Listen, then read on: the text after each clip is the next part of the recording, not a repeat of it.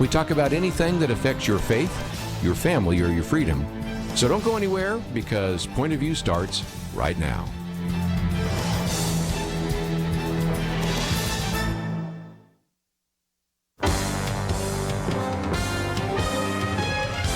Across America, live, this is Point of View.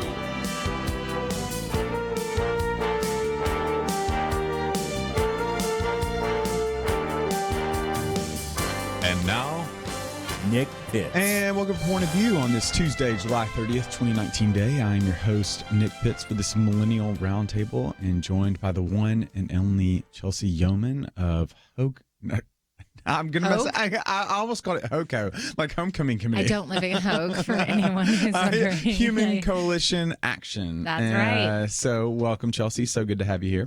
Thanks for having me. No, I don't even think we have you anymore. You're here. I just show up. No way. Like You're randomly. I'm like the person who moved into a corner office. I know, you're the co-host. So we're driving this ship together. And so glad that you decided to join us today. We've got quite a show for you. We're going to review a little bit of President Trump and some of the comments that he has offered, the back and forth that is not surprisingly has sprung up between him and Representative Cummings, but even more than that, just the broader conversation about race here in the U.S. And so we'll talk a little bit about some of that today. We'll also share a little bit about a Fox News piece that came out indicating that the author of the kind of the famous book, I Kiss Dating Goodbye, Joshua Harris, has not only renounced the faith now, but also has just made a couple of big overtures relative to some of his recent announcements. Is going to get a divorce, and just a lot of just very sad things. But I think there's some encouraging news and also some telling news in there as well. So we'll talk a little bit about that. Millennial allowance. And so Fox Business has run an article about how millennials now are getting an allowance. And so I hope my parents are listening, because we'll be talking a little bit about the merits of millennials that are getting an allowance. And then obviously one of the things that I want to talk about is just some recent research about the idea of apologizing in public.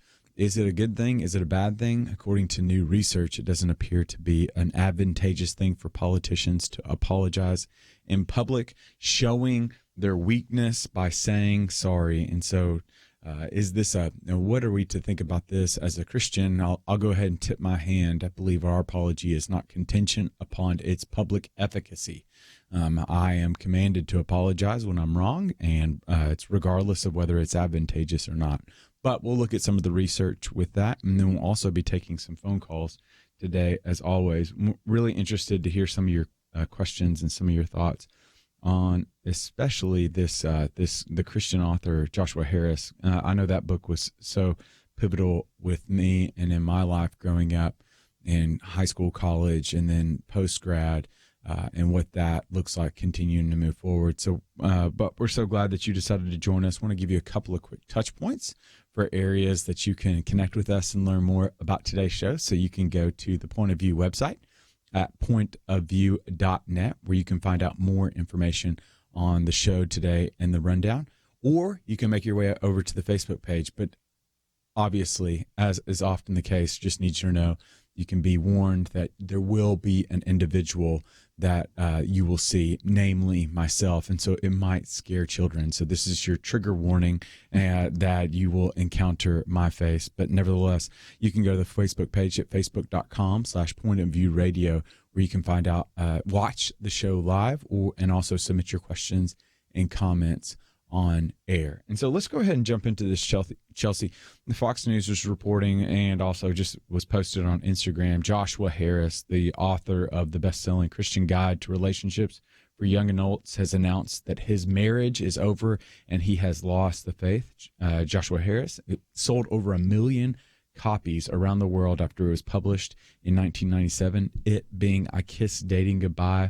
And so there's a couple of pieces in here that we can talk about. One is this idea that he is saying he's disavowed the ideas of kissing dating goodbye when he says, quote, I no longer agree with its central idea that dating should be avoided. I now think healthy dating can be a healthy part of a person developing relationally and learning the qualities that matter most in a partner.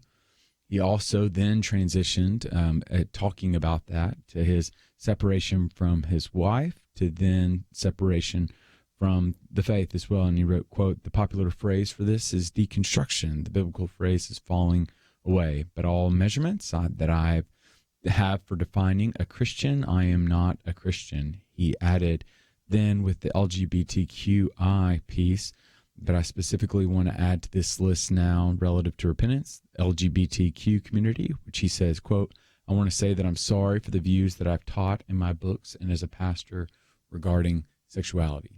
So it's quite a bit. There's a lot to unpack there. So let's just think about from the falling away perspective. That's just, I mean, it's just kind of tragic when you hear about someone that was just not only so popular with the faith, but also so just a forerunner from just helping individuals better understand how to live a life of holiness. Yeah, that's right. When I read that, I was shocked because I was born in 87. So I'm just going to give it all away, I guess. But I was 10 when his book came out. And I remember like in middle school and high school, I was a youth group girl, you know, grew up in the church. And he really changed like the culture of purity for young Christians at that time, which, you know, as a Christian, I believe was incredible. He had an immense impact. And so, yeah, it is really sad and tragic when someone just renounces publicly or even privately their faith. It's sad. And it's especially sad when I see often, it feels like this happens more often than not, that theologians, those who are in the public realm, who write the books, they often like start twisting theology and fall away. And I have questions for you maybe on if you've noticed that as a trend too. Yeah, I think that was one of the things that there's a certain integrity. So the way I put it in the daily briefing this morning, I said his decision saddens me, but his honesty encourages me. Because to a certain degree, like obviously I'm saddened that someone no longer believes in Jesus. I'm saddened that they don't subscribe to the tenets of the faith and don't find the joy found in obedience. But I'm also encouraged by it because there's an integrity and honesty to it. So one of the lines that really helps me better understand and come to grips with this is he says in a magazine, Sojourners magazine, he says, quote, "It actually feels more intellectually honest for me to say that I don't agree with the Bible in general than it is to get it to say these things being some of these relative to sexuality, relative to just a host of issues. Instead of trying to twist the biblical narrative to fit the cultural piece, he just decides I'm going to side with the cultural piece and disregard the biblical narrative."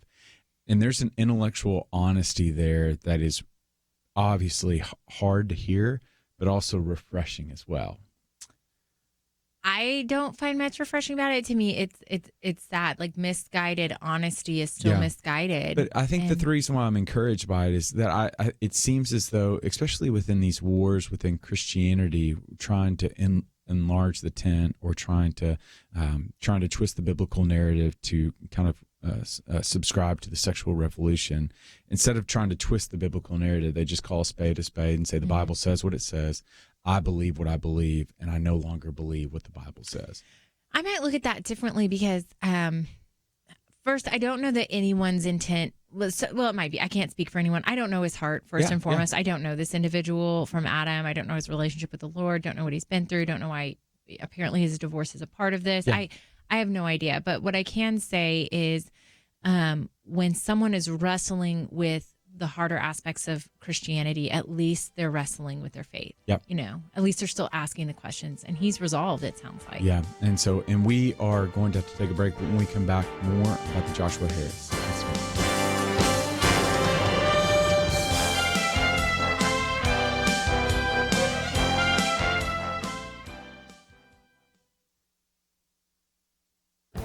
This is Viewpoints with Kirby Anderson. You know, the fastest growing religious group of our time is a group of young people who check none or none of the above on religious survey questions. Social scientists therefore refer to them as the nuns. A few years ago, I did some commentaries about the nuns, but wanted to revisit this topic because we now have more survey statistics that illustrate their growth. From the 1930s to the 1990s, a percentage of nuns in America was less than 8%. By 2012, the percentage had grown to 20% and is still increasing. Even more dramatic has been the increase in the percentage of the nuns among millennial generation, especially the group called emerging adults. The Pew Religious Landscape Survey estimated that about 35% of these emerging adults could be identified as nuns. When you add in everyone who does not identify as either Protestant or Catholic, in other words, adding in Islam and Hinduism, the percentage of emerging adults who do not identify as Christian increased to 43% of the population. If this growth continues, we will see over half of American emerging adults will not identify as Christians by 2020. Now, some commentators have suggested that perhaps some of the nuns are actually Christians who simply don't want to identify with a particular religious tradition. If you look at the surveys, it's difficult to justify that suggestion. If you separate the nuns and see if they hold to Orthodox beliefs, and also whether or not they attend church at least once a month, you find that only 1 out of 100 emerging adults could be identified as a practicing Christian. The challenge we face today is how to reach this generation that is quickly becoming post-Christian. These young people embrace a secular view not so much because they're rejecting religion, but because they rarely, if ever, think about religion and Christianity. I'm Kirby Anderson, and that's my point of view.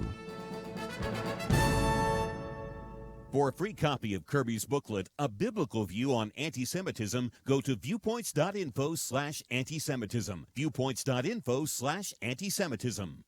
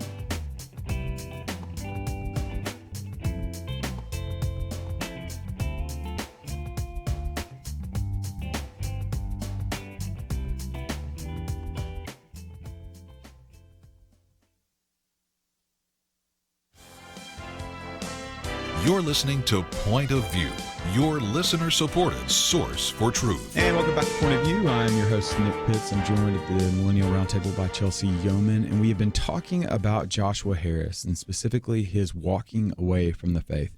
Now, when you're hearing this news story, there's a variety of different pieces to it. So you've got his kind of the first initial news that started is he's announcing that he was separating and divorcing from his wife. Following with that, he pulled back from the I Kiss Dating Goodbye piece and saying that it was very unhelpful. Following that, the I Kiss Dating Goodbye was the first piece. Divorce, separation from his wife, the second piece. Third piece, backing away from Christianity. Fourth piece, the LGBTQI, include apologizing to them for some of his beliefs that he believed were harmful to them. And so, let's just hone in, because there's so many pieces to this. Let's hone in on the walking away from the faith. And Chelsey, I think that's where we saw a little bit of disagreement between you and I, is that there's a part of me that I'm inevitably saddened by it, right? Like I can't help but think about Paul, specifically in Romans 9, where he says to his brothers and sisters that are not following after Jesus, he says that my heart would be that I wish to be separated from Christ for your sake, like to be the anathema. Like there's obviously should be a heart within the Christian to be able to say to their unbelieving friends, the fact that you are separated from him breaks my heart to such an extent that I would be willing to be separated from him so that you could be brought with him. So there's a saddening that comes with it. But also there's the part that I'm encouraged by, but I love your feedback, is that he doesn't try to twist the scriptures to fit the cultural narrative. Like he's not trying to. There's some individuals, whether it be alcohol, whether it be sexuality, name the whole host of cultural issues, trying to warp the biblical narrative and do injustice to the biblical narrative to be able to fit along with the cultural piece. And so that's where I'm encouraged by it. He just says, these are incongruent. I'm walking away. What right. Rod Dreher says is the Rock of Ages will not be made into silly putty. Like I greatly appreciate that piece of it. Mm-hmm. I actually agree with that. Okay. I think maybe there's like 3 categories here. And the first is going to be the individual who is wrestling with some of the harder pieces of the Bible, or even sometimes the gospel. And there are mysteries in the Bible that we will never know because we have an omnipotent, eternal Father who understands so much more than our little minds could ever grasp. And so, like, we have to, as Christians, be comfortable with a level of unknown and sometimes maybe even discomfort with the gospel in certain aspects of it. And so that, to me, that's one category of believer who recognizes there are nuances, there are different even theologies, and has to learn to become comfortable with leaning in, asking those questions, grappling with the issues, but ultimately, like, we trust the Father. Then there's the category that maybe doesn't have those questions and is comfortable in their faith. And then maybe there's the category of what you're talking about, which is just ultimately renouncing the faith. And so, yes, at least he's not a false prophet, I guess, is your point. And, that's great that he is not making scripture and warping scripture or being a false prophet to the world, but I still just see it as sad and misguided. And I don't know why. I don't know again, I don't know this individual, but anytime someone renounces the faith and then ties it with some of the aspects of human sexuality and morality in the Bible, that's always sad to me. And I think it's because scripture is so much more than about that issue, but it just plays straight into the narrative that's continually repeated over and over about Christians. And, he name called Christians, and he was one. And I don't think there's anything loving or kind about that. If being loving, kind, and whatever he said, gracious is his ultimate goal. There are really wonderful principles in scripture and really loving people who have sincerely held religious views that go back a millennia on human sexuality, and name calling them is below the belt to me and always will be. And I think that's one of the things that let's pivot from that, because I think you bring up another aspect that I wasn't necessarily referring to, but I do see the merit of, and I do agree with you, is it seems as though he's switching from one uncomfortable position of not having all the answers to another uncomfortable position of not having all the answers, but then suffering the consequences of the commitments that he's made. So specifically, I'm thinking about, like, he's divorcing his wife. I'm thinking about he is telling a different sort of truth, not as a Christian, but I would argue is detrimental to human life. And he's switched over now, and this is just harmful repercussions of the decision that he has made, not only to renounce the faith, but also to tell individuals about I would argue, the vaguest form of life, the non-fullness form of life. Right. It's hard for me too, and this is maybe, I don't know where this comes from, probably my time at First Liberty Institute, where the only Christians I ever saw on the news were those who were going to be lambasted or used, frankly, by the media to mock Christians. Right. I'm just, you don't see exhibits of necessarily like the holistic Christian view and heart and mindset expressed publicly. All you see is this. Well, another one left the faith. Another one's disparaging his former people faith, right? So to me, and I get a little bit tired of that narrative. I wish that, like, loving, kind, Bible believing, Jesus spirit filled, Jesus believing Christians were the ones getting some time in the news to really talk about what our faith is genuinely about. Yeah. And so then it transitions a little bit over to this whole, and we'll probably talk about this later on during the show, is this idea of purity culture that came about. I mean, you've almost got this confluence of things, as best as I can understand it, from just almost 30 years ago now, just based on my reading. You've got one, Richard Ross over at Southwestern Seminary at the time, True Love Waits movement that's beginning to have this full flourishment at the time. You've got the purity rings, you've got these dances that are taking place, you've got youth groups that are deciding to abstain. I don't remember dances being involved. You don't remember dances? Baptists do not allow that's that. True. That's well, I'm true. not Baptist, but fellowships. We'll just say fellowships with creative moving. So you've got these fellowships that are happening around, and these commemorations and these ceremonies and these rings about true love waits. And then you've got Joshua Harris comes and speaks into this and really capitalizes on this with his I Kiss Dating Goodbye. And now he's come back and he's retracted that, saying, well, and then for our listeners, the I Kiss Dating Goodbye said, okay, we're moving away from this dating aspect, which puts a lot of the agency upon children or upon kids saying, I'm going to ask another person out on a date, it brings in the parents saying, we're going to reintroduce this idea of courtship, where you're going to be working with parents, and parents are going to be an active component in this very budding friendship relationship, intimate coupling together. And so my question that I would have for you is, was the I Kiss Dating Goodbye, that whole, he's walked that back. Do you think that was a good thing? Do you think that was a bad thing? That he walked it back? He walked it back, thought it was very unhealthy. Look, it's like extra scripture, right? Okay. So it's like in the permissive, maybe human, like it was a theory that he posited. And I didn't actually read the book, but so I don't actually know what all he put forward. I can't speak to that. But I think anytime someone takes biblical principles and adds to it, like, you want to be careful, right? But it was a human theory. It was his personal opinion, and it's his prerogative to walk it back. Ultimately, I'm going to adhere to the Bible, what the Bible has to say about human sexuality and morality. And you know, that's, the Bible really doesn't actually speak much to dating. So it's like going in a little blind, but you know, it's disappointing. I have a question for you, Nick, and that is, why do we see, I heard this quote, and it seems so true, like, those who study theology believe less in God, but those who study science believe more in God. You know, it's kind of like, why do we see theologians sometimes trend this direction? Yeah, so here's where I would. You have a theory? Is my working one. I would question just the theory of it, or the question of it, because I think we're keenly aware of the individuals that walk away. We're keenly aware of the explosions, and we're not as aware of the Larry Robertsons of the world. We're not as aware of the Ken Altums of the world. Guys, men that have been toiling away for 30 plus years, sacrificing greatly, all for the sake of the sheep that God has entrusted to them. Those are men, the Tony Lewises that. That's a great point. So, Nick. like, so maybe percentage wise, we just don't have an accurate.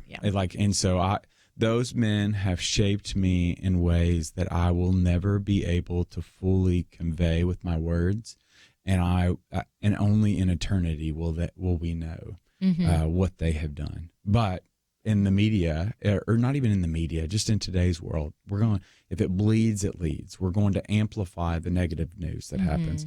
But I will say that the negative news is still negative. It's still really sad to hear about a Joshua Harris.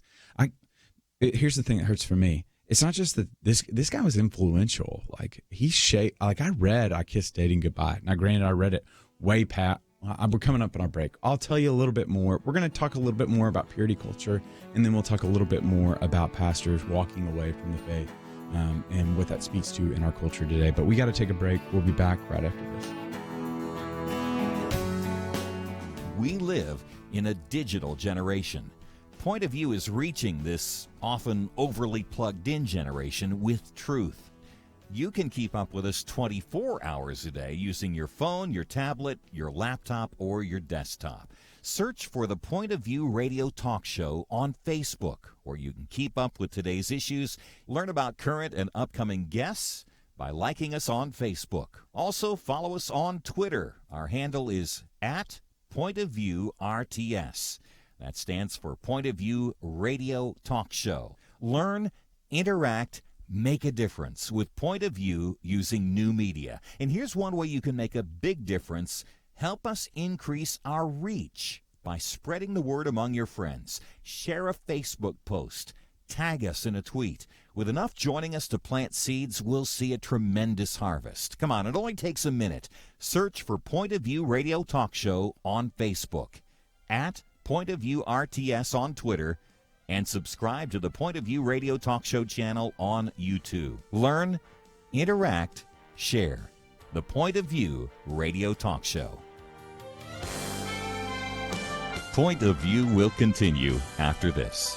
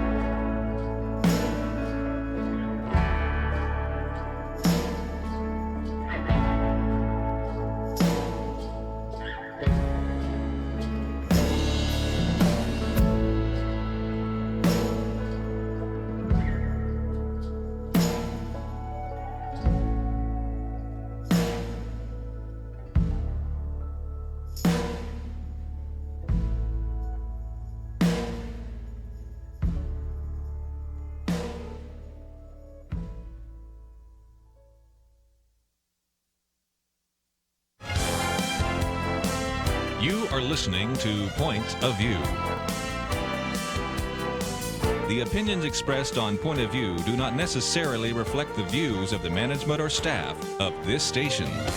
And now, here again is Nick Pitts. And welcome back to Point of View. I am your host, Nick Pitts, on this July 30th, 2019 day. We're talking about I Kiss Dating Goodbye. Chelsey, the whole idea of this purity culture, because I think it's important for us to understand context of what's happening here.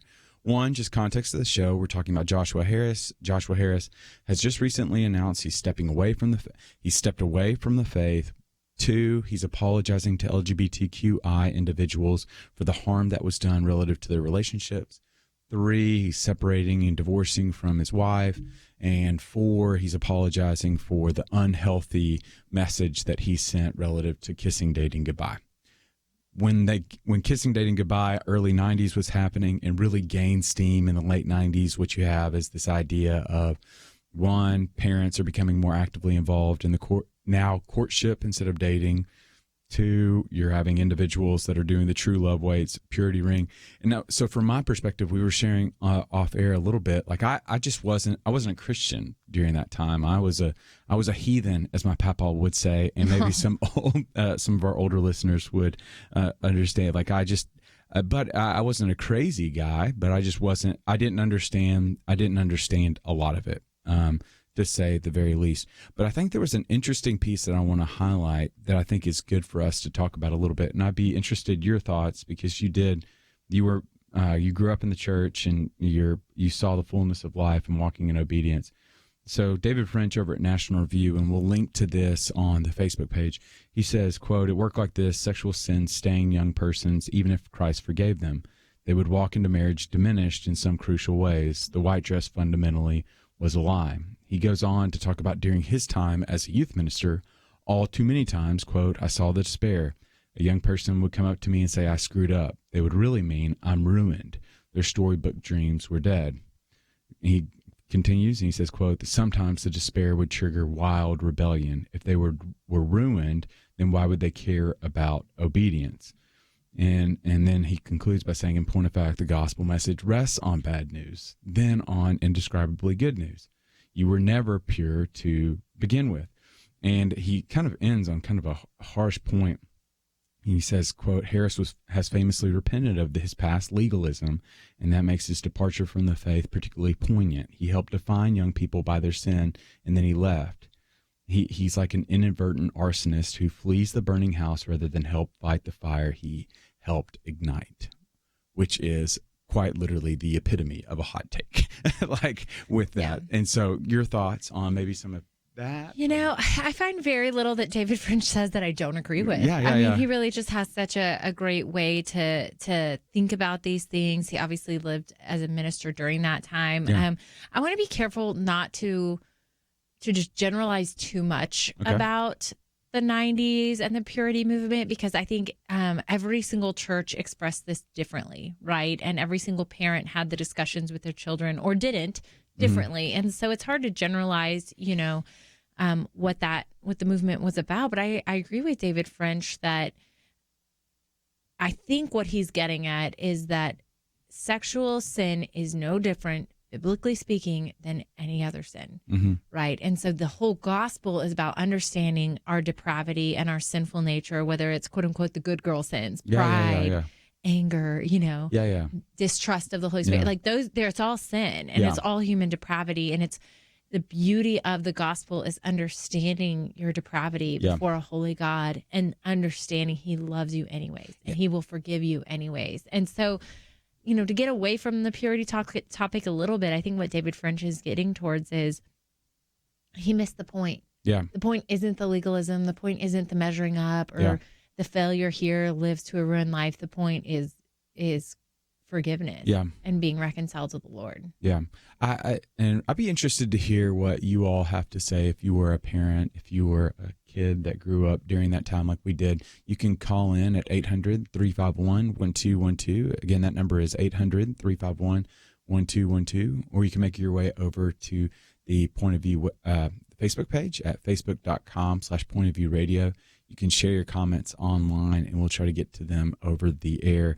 So Chelsey, one of the things that David brings up, and I was reminded of when he was when thinking about Joshua Harris, is Caitlin Beatty over at New York Times penned a piece that almost kind of said that this functioned like a type of transactional relationship that we had, a type of prosperity gospel. If we kept our purity, then God would bless us with a great reward, i.e., a beautiful wife, a great husband, kind of deal. And Caitlin took to the New York Times in an op-ed and kind of expounded upon that and talked about how she was rejecting that idea of growing up in this whole true love way. It's kind of I kissed Eddie goodbye, and I can see that you're about to. Did I just roll my eyes visibly? I think I did. Yes, sorry. I'll let you finish. Steve will I'm go ahead gonna and let you finish. Steve will pick those eyes up that are now behind her. And so now it's her rejecting that, but it's almost as if we're just continuing to swing back and forth to the various extremes. Right. So I don't want to put too much weight on what has happened other than the sadness that is someone leaving their faith. Because at the end of the day, like what it really sounds like is in this day and age, people are having an existential crisis or midlife crisis, and then they just get to lambaste it on their social media now. So at the end of the day, not to be too judgmental. That's what seems to happen. He rejected the faith and he's having an existential crisis, and now he's putting it all over the news and we get to analyze it. And so I don't know him. I don't know this individual you just mentioned. But what I do know is another tale as old as time is going from one extreme to the other. And so if I don't like portions of the Bible, I'm going to reject it wholesale, right? I can't. If I'm struggling with this purity piece, then we're going to go the complete opposite direction into immorality. But at the end of the day, the Bible has a lot to say about that. And ultimately, we have to trust the Lord, that the boundaries he places, the lines where he draws the oceans, where he set the limits on the earth for us is for our best because he loves us and he cares for us. And I would be adamantly opposed to any op-ed that says differently because we have statistics, so sociological statistics, not even related to scripture, that go to show there are actual benefits that come from adhering to biblical morality and saving sex for the confines of marriage and not moving in before you're married. They're not these archaic principles. There are real lifeblood and life lessons and benefits to be reaped from that type of obedience. Yeah, one of the things that I do push back on you, like I completely agree. One, knowing the boundaries that he set before us, knowing the fact that he's laid out the commands that are for our joy so that we might experience the fullness of life, understanding the social science research that buttresses this, not simply by Bible colleges, but I mean, not to diminish Bible colleges, but you've got secular universities like the University of Virginia and Bradford Wilcox that's putting out great research on this. One of the things that I'm saddened by is it's almost as if individuals on both sides of the aisle or on both sides of this issue, because I don't want to make it everything political because this isn't a political issue. It's just looking. Well, he made it. To be fair, he made it a political issue. Do you think he did? Absolutely. With what? How? By using liberal labels for Christians who have traditional views on human sexuality. I didn't read it that well. He called them bigots. He politicized it. That's not that. I think that's just a sociological term. I don't take that to be a political term. But in referring to the LGBTQ. No. He just said that his views were bigoted, and I would just say that that's a sociological term. I'll concede that point. Nick. I'll concede that point for the sake of the larger argument. Okay, I'll take it. What I think we miss out on is just the reality that there are a lot of individuals that are silently suffering or coming to the end of what a Christian Smith would say is a moral therapeutic deism, right? That because I'm good, I am in good standing with God. And it's almost as if they're not following Jesus, but they're close to Jesus. And they're not experiencing the joy to be found in relationship with Jesus. And they're coming to a particular end now of realizing, well, following Jesus being close to Jesus isn't nearly as good as following Jesus because I'm not obeying all the commands, and therefore I can't reap all the joy to be found in living a life that God can bless. Does that make sense? Or am I kind of getting out in the weeds right now? So it kind of moves into the area of, so Christian Smith in the early 2000s pens this book, Moral Therapeutic Deism, that kind of that begins the warped understanding in Christian social circles that's saying that because you're good, that means you're godly. When in reality, that's antithetical to what the gospel message is. It's because I'm bad, and recognizing my badness and his holiness is what makes me move into that propensity to be godly. So full circle, you're affirming where David French and I, who I'm going to keep put in the same camp, started. I'm trying to make a bigger point. Yeah, no, the bigger point is it is about the gospel. The bigger point is it's about understanding our depravity. Yeah. Going and confessing that to the Lord, and then understanding that his loving kindness and forgiveness and steadfastness towards us is what we're living for. And part of that is step one, understanding our depravity. Yeah. Okay. We've got to go to a break. This is not fair, and I'm going to concede to certain things, but we were going to continue this conversation when we get back.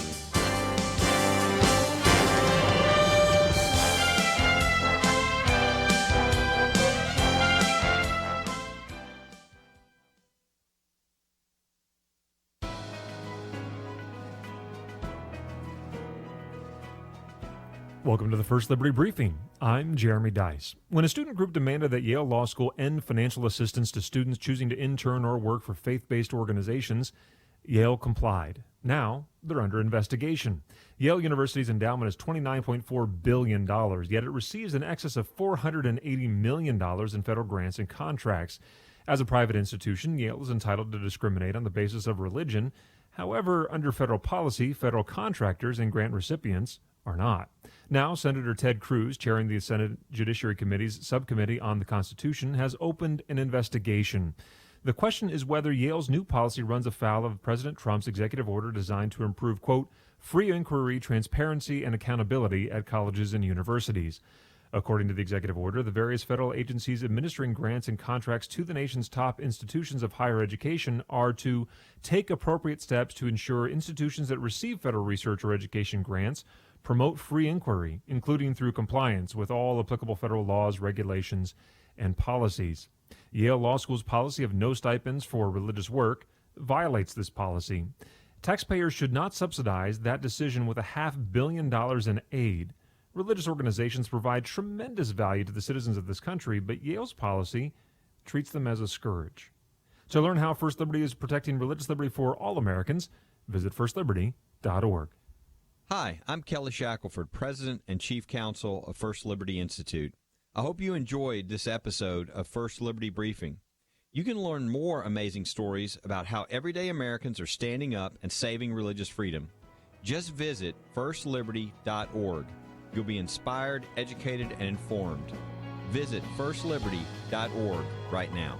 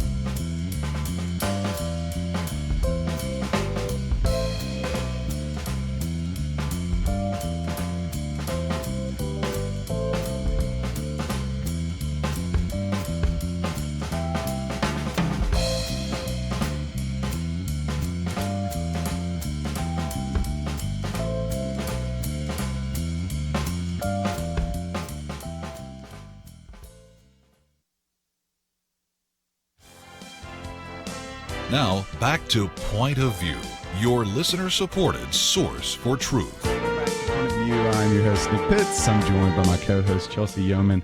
And we almost, sometimes you'll hear me say after I come out of a break, I wish the microphones were on during the break so that you all could hear what we were talking about.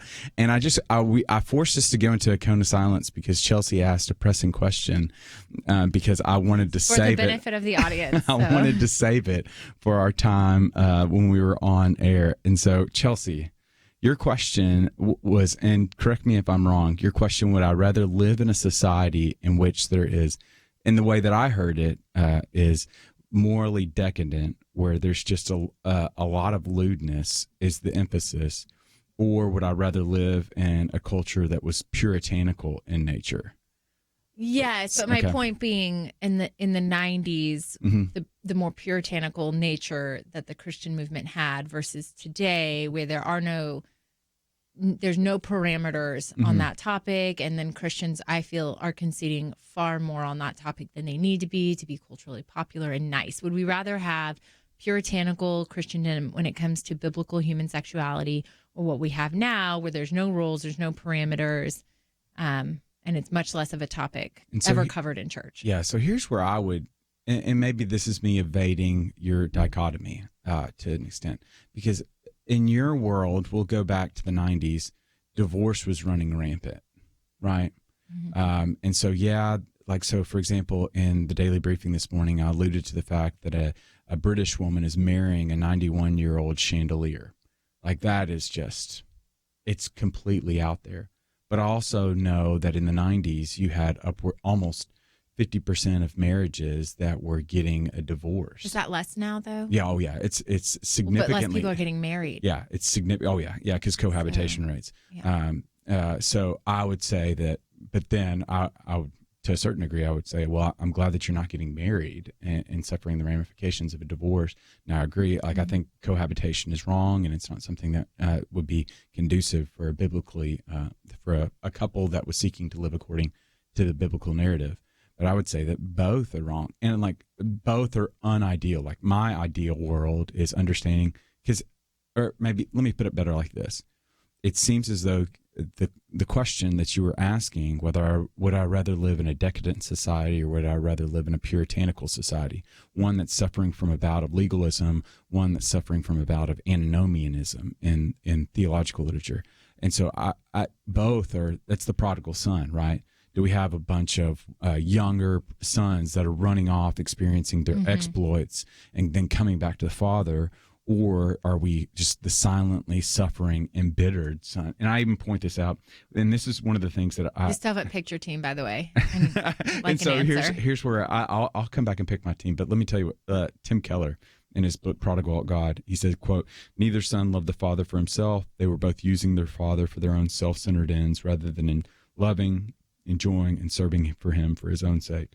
This means that you can rebel against God and be alienated from him either by breaking his rules or keeping all of them diligently. It's a shocking message. Careful obedience to God's law may serve as a strategy for rebelling against God."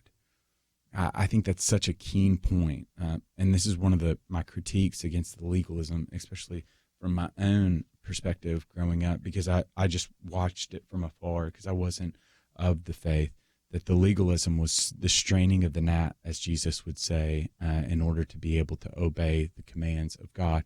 And it was just the same broken heart as the individual that was sowing their wild oats and the exploits. Mine is less like a judgment on the heart of the movements, because I was raised in the church, and I went to an incredible church and was involved in a youth group where what I saw was not necessarily the hypocrisy you saw, but a genuine heart for discipleship of the younger generation and for teaching and raising them up in the Lord. And so I didn't see, the legalism being bashed over anyone's head. You have to act a certain way. That's, that just wasn't my experience or what I saw. It was genuinely about the heart. Now, were aspects of the movement, including Joshua Harris's book, more extreme? Yes. Were there more? Did humans add to Scripture? Yes.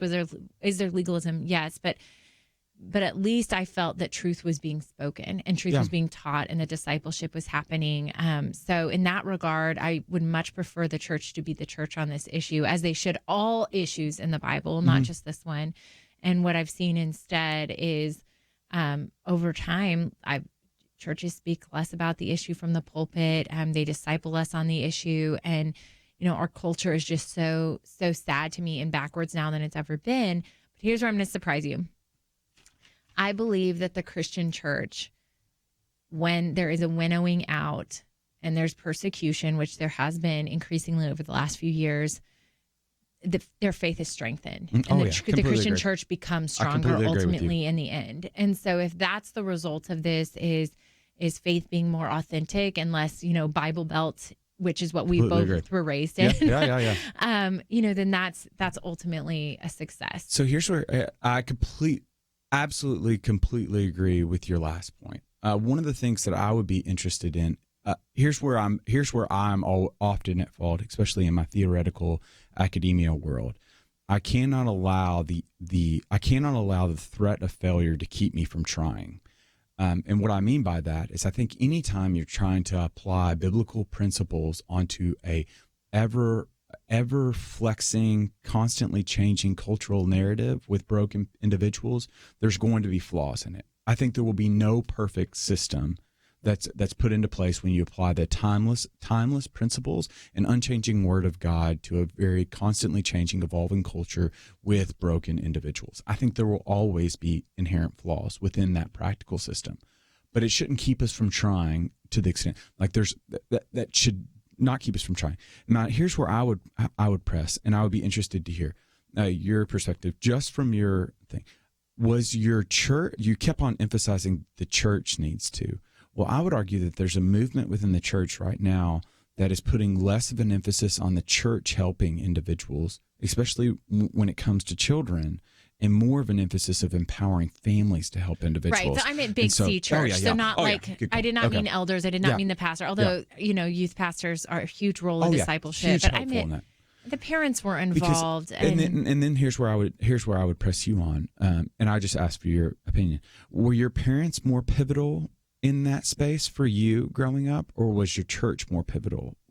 Because I would argue that our parents are more of a pivotal role, and the reason why we're seeing more lax standards on a public stage, perhaps, is because there's less individuals that have active parents in their lives. We think about 30 years ago, we've literally seen double-digit increases in the number of children that are going home to a family in which there's a mother and a father right now. That's at 41%. Well, Scripture speaks this. Scripture makes it very clear, like to raise your children in the Lord and understanding Scripture and teach them in the ways they should go, and that they'll be faithful ultimately. So I agree. I mean, I completely agree with you. It is the parents' job, but ultimately it's a community. Right? Completely agree.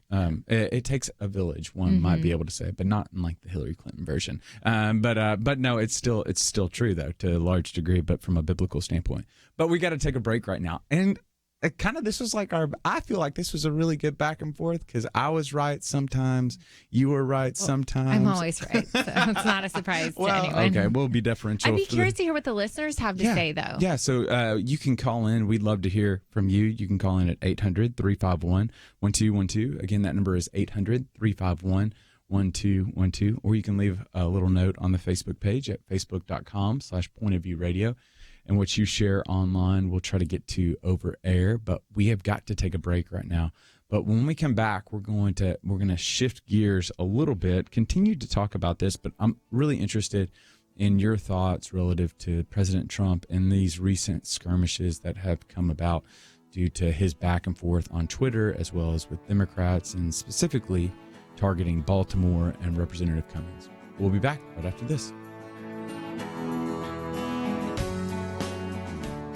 Point of View is committed to spreading the truth, oftentimes a truth that those in political power don't like getting heard.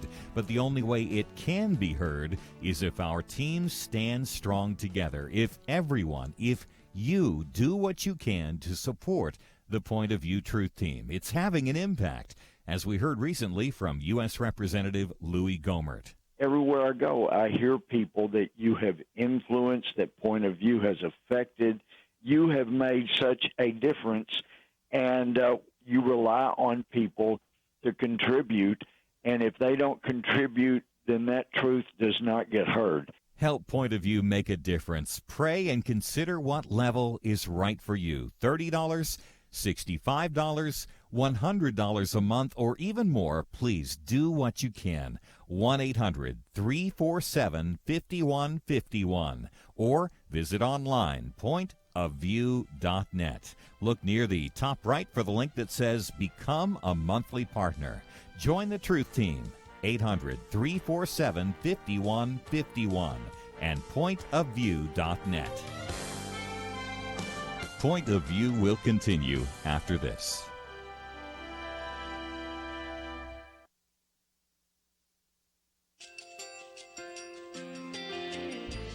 I just want to thank you so much for all the wonderful programming you have. You're just absolutely fantastic. I recently started listening to Point of View, and I really found it interesting because of the different subjects you cover. Thank you for that. I really appreciate everything that you do in keeping us informed. Thank you, Kirby, for everything that you have been doing. I appreciate all the work that you're doing, advocating for the Word of God. Thank you so much. Point of view, I think, is absolutely necessary because it's a Christian perspective, a biblical worldview perspective, and receive very current, up-to-date information about what is really going on, week to week in our culture, which is changing so rapidly, and yet it's morally sliding backwards. Yeah, I'm just, first of all, I thank you guys. Y'all's program is wonderful, and enjoy it every day. I learn so much every time I listen to it. Point of View Radio Talk Show.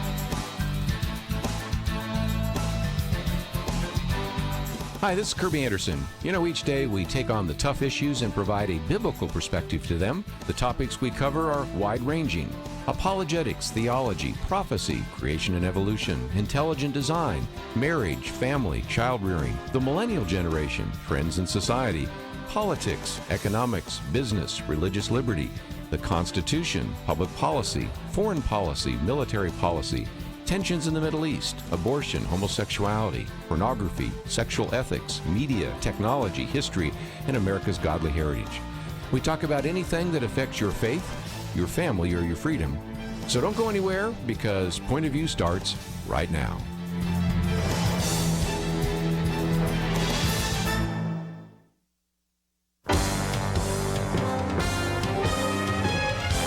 Across America, live. This is Point of View.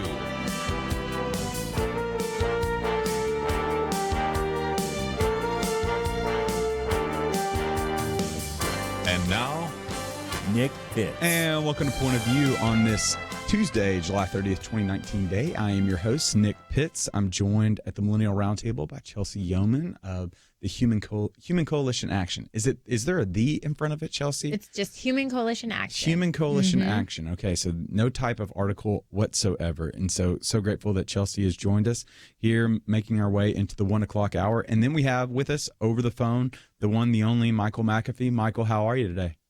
I'm great. How are you, Nick? Doing so well. And even so, Michael, what's new? What's going on with you? Hey, not much. I was going to say, I haven't seen you since your trip. How was it? Man, let me tell you, running with the bulls will create levels of adrenaline inside of you that you did not know you had. One. Two, Spaniards know how to have a great time. They make New Orleans look like Chuck E. Cheese. It is just unbelievable. The emphasis they place on family, celebrating life. It is unreal. I love it. But we're going to have just as enthralling time during this hour, just so you know. So get prepared. Michael will be joining us over the phone, and so you can find out more information on Michael. Michael, how's the book going along? How's the book selling? Oh, man. We've been just really pleased. In terms of the best thing is hearing stories about people that are reading Not What You Think, and then either feeling better equipped to have a conversation with someone that they love about the Bible, or that have been kind of skeptical about the Bible, read it, and now are open to it and are giving it a try. And so that's why we wrote it, and that's what my life's about. So anyway, we're really pleased and enjoying getting to get that message out there that the Bible has something to say. The ancient book has something to say to our modern world. That is phenomenal. And so you can find out more information on Michael and find out where you can purchase 1 or 75 copies of his book for your closest friends and enemies at our Point of View website at www.pointofview.net. But we are going to be jumping around a little bit today. We're going to continue the conversation because I think Michael will have a valuable contribution to add as well. Michael, we've been talking a little bit about individual Joshua Harris. I'm sorry, his name just slipped my mind. A little bit about his backing away from the faith, as well as his kind of recanting on some of the doctrines, or not even doctrines, but practices he put into place relative to the purity culture that was a part of the 90s. We're going to talk a little bit about that. Transition, we'll probably talk about President Trump and some of the Twitter feuds he has found himself in right now relative to the kind of the race relations, I guess you would say, and then specifically with Baltimore and Representative Cummings. We'll also talk about the power of a sorry. While it might not be able to hold as much power in the public square, what should we do when we apologize? New research out of Washington, or in the New York Times. We'll talk a little bit about that. But I want to jump to what we've been talking about, Michael, and I want to ask for your comment on this. Obviously, Joshua Harris is just a paramount figure within the evangelical world, with emphasis in the 90s, specifically the best-selling author, sold over 1 million copies of I Kissed Dating Goodbye, has now decided that 1, he's separating from his wife and divorcing from her. 2, he's backed away from the faith. And kind of the earliest signs of that is about last year he started to pull away from the idea of kissing dating goodbye and saying that that was a harmful practice that was done. When you heard this news, what was your response, Michael? Yeah, lament. sorrow. I mean, just I'm sure what any Christian who's engaged with his ideas or his book or whatever, or just in general, has someone that was a ministry leader that they love. I mean, we obviously, whenever a ministry leader or a pastor of, especially of this magnitude, walks away from the faith or walks away from one of the core tenets, principles of the faith, we should lament. I mean, we should kind of, how long, O Lord? I mean, we live in it's a reality of a sinful world that people are going to, fall away, go out from us, and that's unfortunately what we're seeing here. And so my reaction was simply to lament and obviously pray for Josh. Hopefully, we're all praying for him that he would, the Lord would seek him out, and hopefully as the prodigal, like he'll return, and we should, anyone who's in his life, reach out to him and pray for him. But all of us, I think, it's just hard to see people that have helped to build something like the purity movement, regardless of some of the potential missteps or miscommunications of the book, to completely abandon the faith. Is just difficult to see. Yeah. And so, Chelsey, chime in a little bit on this, because during the first hour, you were bringing up a great point, and I'd be interested. Well, it seems as you were talking about how it seems as though there's just been more departures from the faith. Would that be an accurate representation of your remarks? Maybe help us understand. I can't quantify it, but I heard a statement that those who study theology tend to veer away from God, but those who study science go towards God. And so, I mean, is that what you're speaking to? Is my reference to the fact that sometimes theologians do abandon the faith or get very misguided eventually publicly? A lot of the authors, I know that some of the authors, the one who came out saying, Rob Bell maybe, that hell doesn't exist, and they begin to just warp scripture and have warped ideas of theology, and ultimately do abandon the faith. And it's often very public because, I think that anytime people who are not Christians see Christians abandon the faith, it becomes a talking point. Yeah. So Michael, I'd be interested in your thoughts on that. I know from my own perspective, this might sound disparaging, and it kind of is, but what's often referred to when I went to seminary, they often kind of jokingly called it cemetery for a lot of us. And so they just said that's a place where you just died. It was just really difficult to make your way through seminary. And so kind of the joking term was just to call it cemetery. When you hear about Chelsey's comments, what are your initial thoughts? We obviously, Joshua Harris, Rob, are examples of people who have studied the Bible and departed from the faith. That, as she mentioned, it's difficult to quantify. I think that maybe it's some aspect of this is that it's more visible when that happens, and so it catches our attention a lot more when a pastor, a seminarian departs the faith than when 95% or whatever it could be. I mean, I'm making up obviously statistics. Go on to lead successful ministry lives and keep in the faith. And same if a Darwinist scientist studies science and comes to a disruptive conclusion that he's wrong and becomes at least a deist or a theist, then that makes more news than most that continue to believe in evolution and teach and study that way. And so I definitely think, because I want to nuance it, I guess, that way, because I don't think this is what Chelsey or anyone is saying, but I think there's a temptation to say, well, studying theology will lead, if you study too much theology, then it's bad for you, sort of as if, theology, the study of God, should be taken in smaller doses than seminary, where I would, Romans 12:2, that we should be transformed by the renewing of our mind, that as we study theology, as we study God's word, which gives rise to the way that we see and view God, that it transforms the way that we think and live and has implications on all of life. Yeah, and so we've got to take a break right now, but when we come back, there's an alarming statistic about the number of people that, quote, leave the faith every day. We'll share that and more right after this.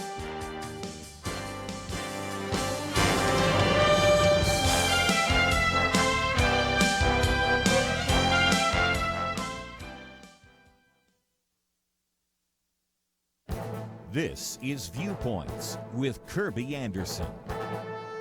You know, the fastest growing religious group of our time is a group of young people who check none or none of the above on religious survey questions. Social scientists therefore refer to them as the nuns. A few years ago, I did some commentaries about the nuns, but wanted to revisit this topic because we now have more survey statistics that illustrate their growth. From the 1930s to the 1990s, a percentage of nuns in America was less than 8%. By 2012, the percentage had grown to 20% and is still increasing. Even more dramatic has been the increase in the percentage of the nuns among millennial generation, especially the group called emerging adults. The Pew Religious Landscape Survey estimated that about 35% of these emerging adults could be identified as nuns. When you add in everyone who does not identify as either Protestant or Catholic, in other words, adding in Islam and Hinduism, the percentage of emerging adults who do not identify as Christian increased to 43% of the population. If this growth continues, we will see over half of American emerging adults will not identify as Christians by 2020. Now, some commentators have suggested that perhaps some of the nuns are actually Christians who simply don't want to identify with a particular religious tradition. If you look at the surveys, it's difficult to justify that suggestion. If you separate the nuns and see if they hold to Orthodox beliefs, and also whether or not they attend church at least once a month, you find that only 1 out of 100 emerging adults could be identified as a practicing Christian. The challenge we face today is how to reach this generation that is quickly becoming post-Christian. These young people embrace a secular view not so much because they're rejecting religion, but because they rarely, if ever, think about religion and Christianity. I'm Kirby Anderson, and that's my point of view. For a free copy of Kirby's booklet, A Biblical View on Anti-Semitism, go to viewpoints.info/antisemitism. Viewpoints.info/antisemitism.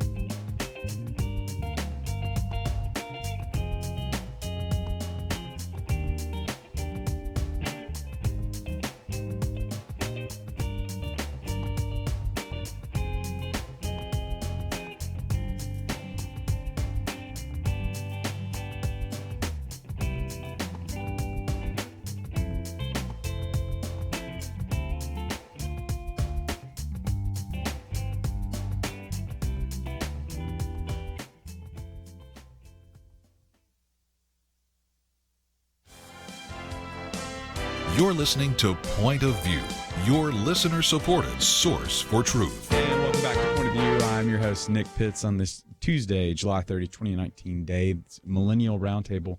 We were talking a little bit about Joshua Harris, and during the first hour, we were talking about the implications of a purity culture, the benefits, the negatives.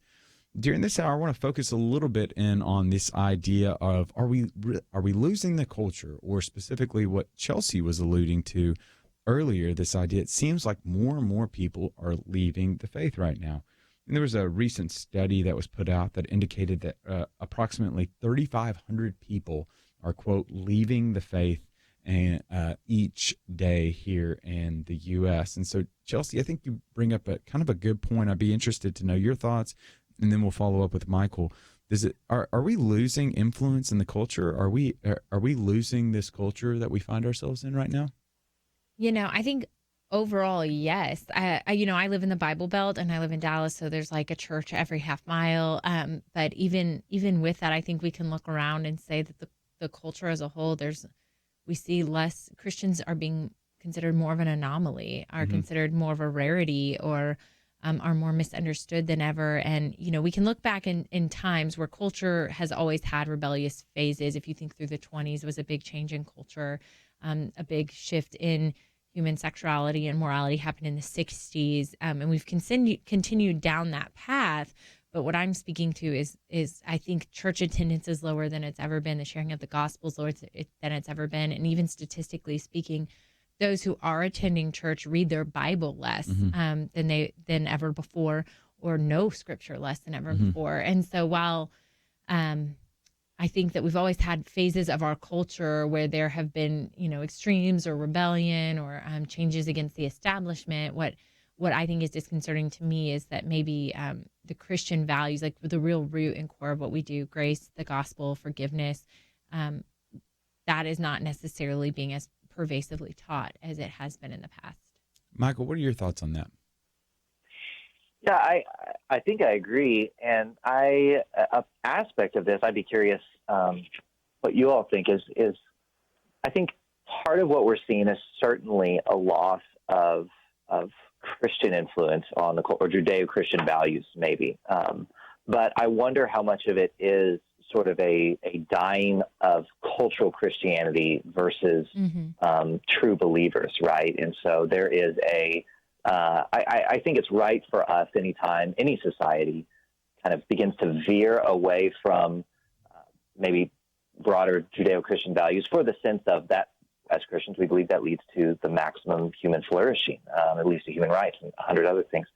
But there's also an aspect where I think what we're seeing is a moment where the Church of Jesus Christ is having to reorient itself to ask the question of what does it look like to be the people of God? What does it look like to live as people that are in exile, so to speak, and look at Daniel and some of the prophets that lived as people of God in a godless society. And I think that's what we're trying to figure out. I don't think we're there yet as a capital C church. I think we're all just kind of stumbling through trying to figure out what it looks like in this next phase of Christendom in America.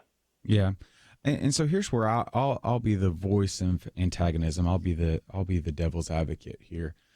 Because I completely agree that there has been aspects. It really is just a matter of what are you measuring, right? And so, Chelsey, I completely agree with you.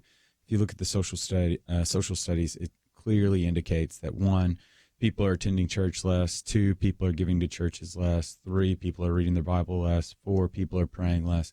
The only data point that I can find that there's an increase up relative to spiritual disciplines is the belief that individuals are going to heaven, which is a fascinating twist because, again, the disciplines don't earn us into God's good favor, but they indicate that we have received God's favor. We understand the unconditional love that Jesus has given us.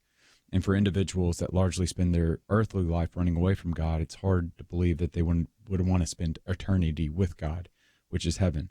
But so if you're measuring those statistics and those data points, then yes, it seems like Christians are shrinking in size. But I also understand Michael's point that or raises that question of are we just seeing kind of the remnant emerge, or are we in the winnowing off of cultural Christianity?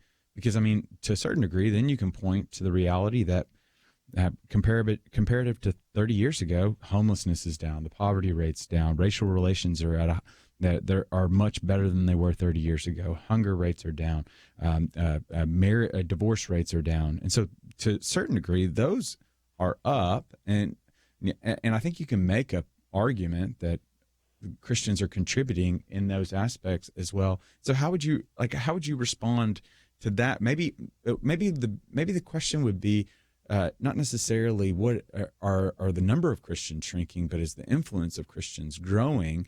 And perhaps it's just growing in different areas than what we've ever seen before. Or I don't want to say ever seen before, than what we've seen in recent history. Thoughts?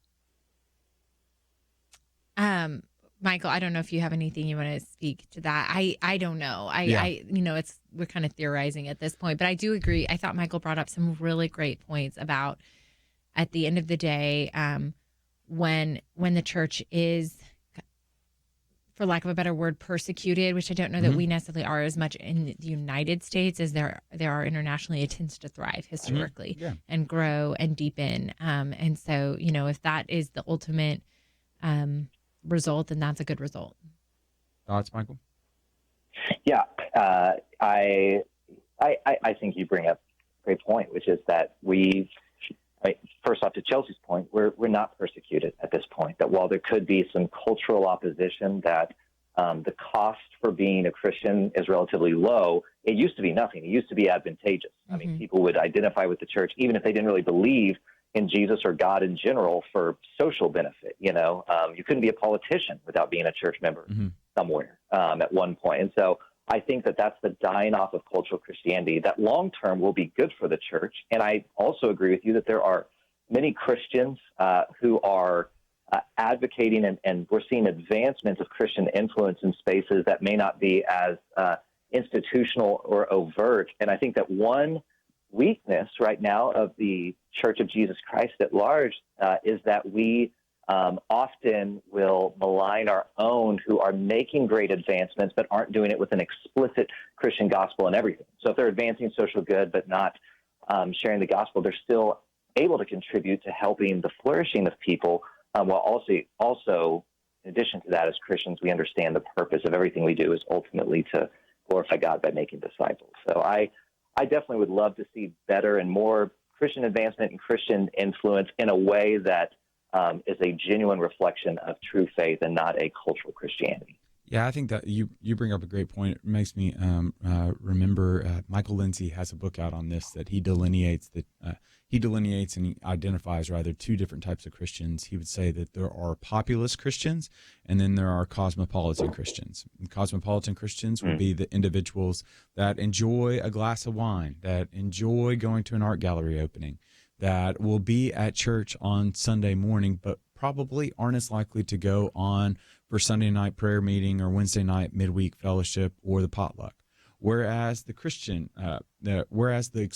populist Christians rather would be individuals that would be there on every time the doors open on Sunday morning, Sunday night, Wednesday night, Tuesday night outreach and door knocking. They would be the individuals that would be participating in the potlucks.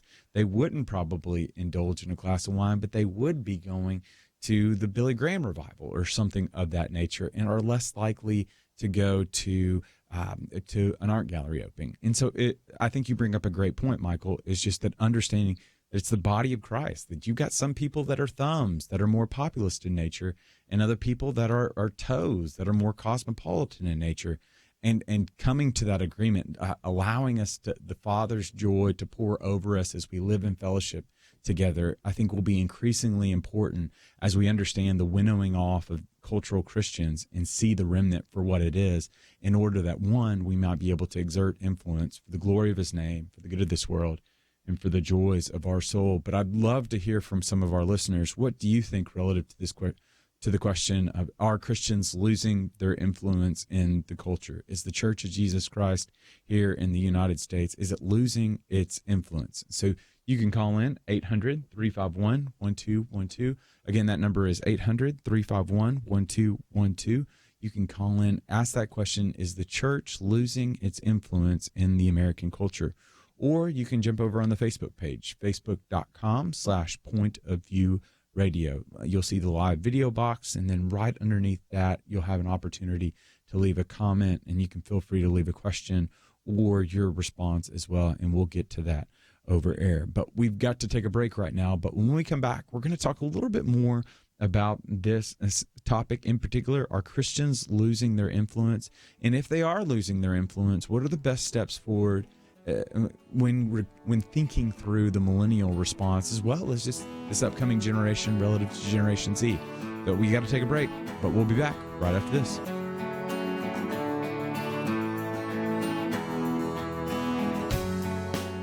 We live in a digital generation. Point of View is reaching this often overly plugged-in generation with truth. You can keep up with us 24 hours a day using your phone, your tablet, your laptop, or your desktop. Search for the Point of View radio talk show on Facebook, where you can keep up with today's issues, learn about current and upcoming guests by liking us on Facebook. Also, follow us on Twitter. Our handle is @PointOfViewRTS. That stands for Point of View Radio Talk Show. Learn, interact, make a difference with Point of View using new media. And here's one way you can make a big difference. Help us increase our reach by spreading the word among your friends. Share a Facebook post. Tag us in a tweet. With enough joining us to plant seeds, we'll see a tremendous harvest. Come on, it only takes a minute. Search for Point of View Radio Talk Show on Facebook, @PointOfViewRTS on Twitter, and subscribe to the Point of View Radio Talk Show channel on YouTube. Learn, interact, share. The Point of View Radio Talk Show. Point of View will continue after this.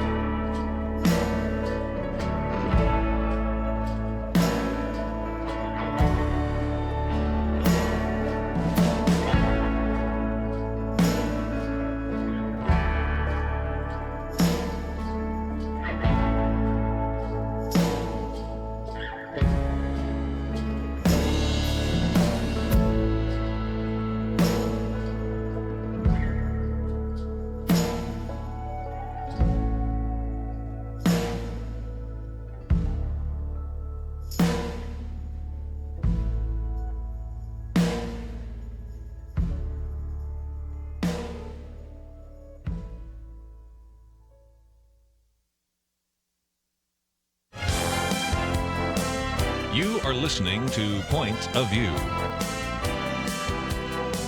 The opinions expressed on Point of View do not necessarily reflect the views of the management or staff of this station. And now, here again is Nick Pitts. Welcome back to Point of View. I'm your host, Nick Pitts. I'm joined in studio around the Roundtable by Chelsey Youman of Human Coalition Action, as well as over the phone by Michael McAfee, author of Not What You Think, as well as a teaching pastor at Council Road Baptist Church up in Oklahoma. And we have been taking some of your phone calls right now relative to the idea of, are Christians losing their influence in the public square? Are we losing our influence in the culture? And this is kind of illuminated by the news article that came out by the news just yesterday, but has kind of been building to a certain degree over the past couple of weeks, of Joshua Harris, the author of the best-selling book, I Kissed Dating Goodbye. Sold over 1 million copies and just was highly influential in the 90s. He had backtracked on that practice of saying dating is bad, or courtship is the good thing that parents should be advocating for. He backtracked on that about a year ago, announced earlier last week, I believe, that he was separating and divorcing from his wife, then moved forward earlier this week in saying that he is now backing away from the faith and apologizes to his LGBTQI community, saying that he's sorry for his views that he taught in his books regarding sexuality. And so illuminated an interesting data point that I found, that each day 3,500 people leave the faith and countless others are suffering silently, similar to the older brother in the prodigal son narrative. And it raises that question that we've been talking about. Are Christians losing their influence in the public square? Because our numbers appear to be shrinking. So we have opened up the phone lines, and you can call in at 800-351-1212. Again, that number is 800-351-1212. Or you can jump over on Facebook, facebook.com/pointofviewradio. Underneath the live video box, just go ahead and leave a question or comment, and we'll get to it as well. And so we're going to go ahead and take a phone call right now. We've got Bob in Texas. Bob, are you there? Yes, I am. Thank you very much. Hey, Bob, what's your point of view? We're losing Christianity in the public square because we gave up in education in the early 60s, 62 and 63. We're having I've been bugging our school board for the last year about teaching the Bible in public schools. I found out that since 2007 in Texas, you can take an elective in high school for a half credit on the Bible, old, new, or both. And the thing is, the more I get into this, I find that we just caved to the devil, really, in the 60s through a broad spectrum of things. But maybe the most egregious was the yanking of the Bible and prayer out of public schools.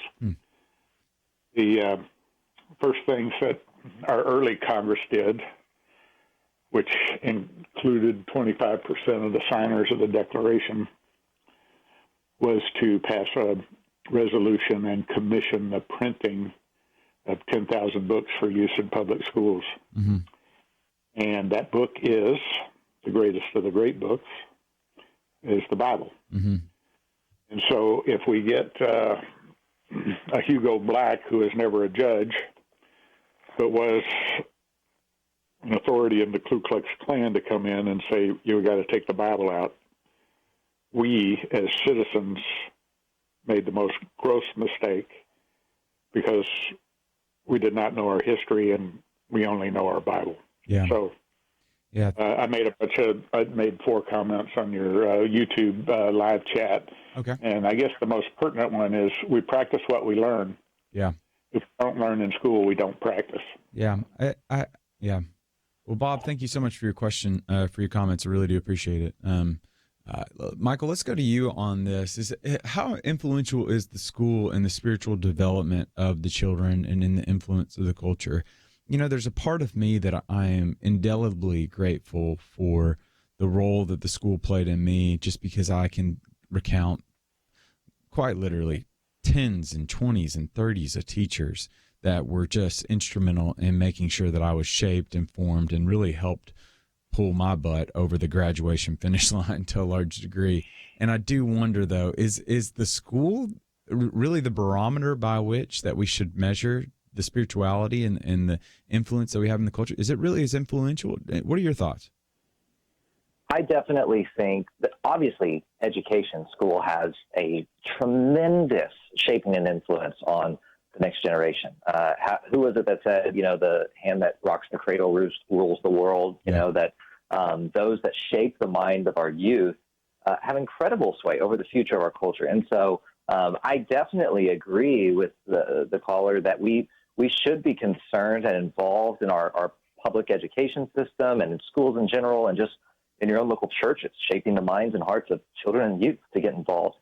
However, I would disagree that while I'm for students being able to take Bible as an elective in public school or whatever, and that's a whole other conversation of what that could or should look like, because the Bible has had a massive impact beyond just the Christian religion. I mean, just in the world in general, you can't, Richard Dawkins makes the case, you can't understand Western society without understanding a working knowledge of the Bible. However, that's all that it's capable of doing, is by giving someone a literate working knowledge of the Bible that can then orient them to the scripture story and to society in general. The Pharisees knew the Bible very well, right? And yet they missed Jesus. Jesus rebuked them, saying, you search the scriptures, thinking in them you have eternal life, but it's the scriptures that point to me. So I want to see Christians engage in education, but I also would caution us to put too much hope in that if we get the Bible into public schools or have prayer back, that might restore kind of the civil religion that we were talking about last segment, but not biblical faith. Yeah, I would almost point more towards the family than I would toward the school, right? Yeah. Like I think I'm of the mind that, and I don't mean just to recount like the bloopers. I don't even say the bloopers because that demeans what it was. The original sins is what Joseph Ellis would write in his book, American Founders, is this idea of, the Bible was in the school. Like the founders were very instrumental. But then again, we also kicked people out of their lands. We also enslaved individuals. And so I don't want to make a correlation there between Bibles being in schools and then heaven coming down to earth. Like I don't think it's there. But I do think that there can be an argument made relative to a strong tie. Mary Ebershard, who wrote How the West Really Lost God, she calls it the family factor. Of when we started to see the degradation of the family is when we started to see the drip in the faith. Like when mom and dad aren't living underneath the same home and sharing a meal and inculcating those values in the home, that's when you're starting to see a large drop. It wasn't in the schools. It was really with the idea that we've got 41% of kids that are born today are born into unwed families. We've got reality that you've just got a cohabitation rate that is skyrocketing right now. It's upwards of like 800%, I want to say, over the past 40 years. It's astronomical what's happened right now. And so I would more point towards the family. What were your thoughts, Michael? Yeah, I completely agree. That's you're hitting right at it. As the family breaks down, so the society breaks down, and especially it's easier to blame the education system at large. And again, it's not to say we shouldn't engage, but the family breakdown, and churches have a responsibility to lean in and help create families, even for children who don't have Christian families, and for oftentimes a wife or a husband that has a spouse that's not a Christian. So I definitely think that there's some great applications for all of us in what you just said, to consider how we can be intentional about lifting up families and catechizing our youth in that way. Okay, well, we have got to go to a break right now, so we are going to take a break. But when we come back from the break, I'm really interested. We're going to shift gears a little bit, and to quote a particular individual, is it too late to say you're sorry? There is a new study out that indicates that the efficacy of a apology in public might not bode well for some of our public servants, causing into question, should individuals apologize when a wrong is done in public? And so specifically, I'm thinking about individuals such as politicians. New research in a new column out in the New York Times indicates that this might not be an advantageous thing for them. So we'll talk a little bit about that, but I want to direct your attention to our website where you can find out more information on point of view, as well as read that article as well. And so during our break, why don't you make your way over to the Point of View website at www.pointofview.net. And while you're over there, you can click on some of the personalities to help better understand Michael and some of the great work that he's doing, Chelsey, and the new work that she's doing over at Human Coalition Action. And then also read this article. It's a really interesting article that raises the question of the power of this apology in the public square. We'll be back right after this.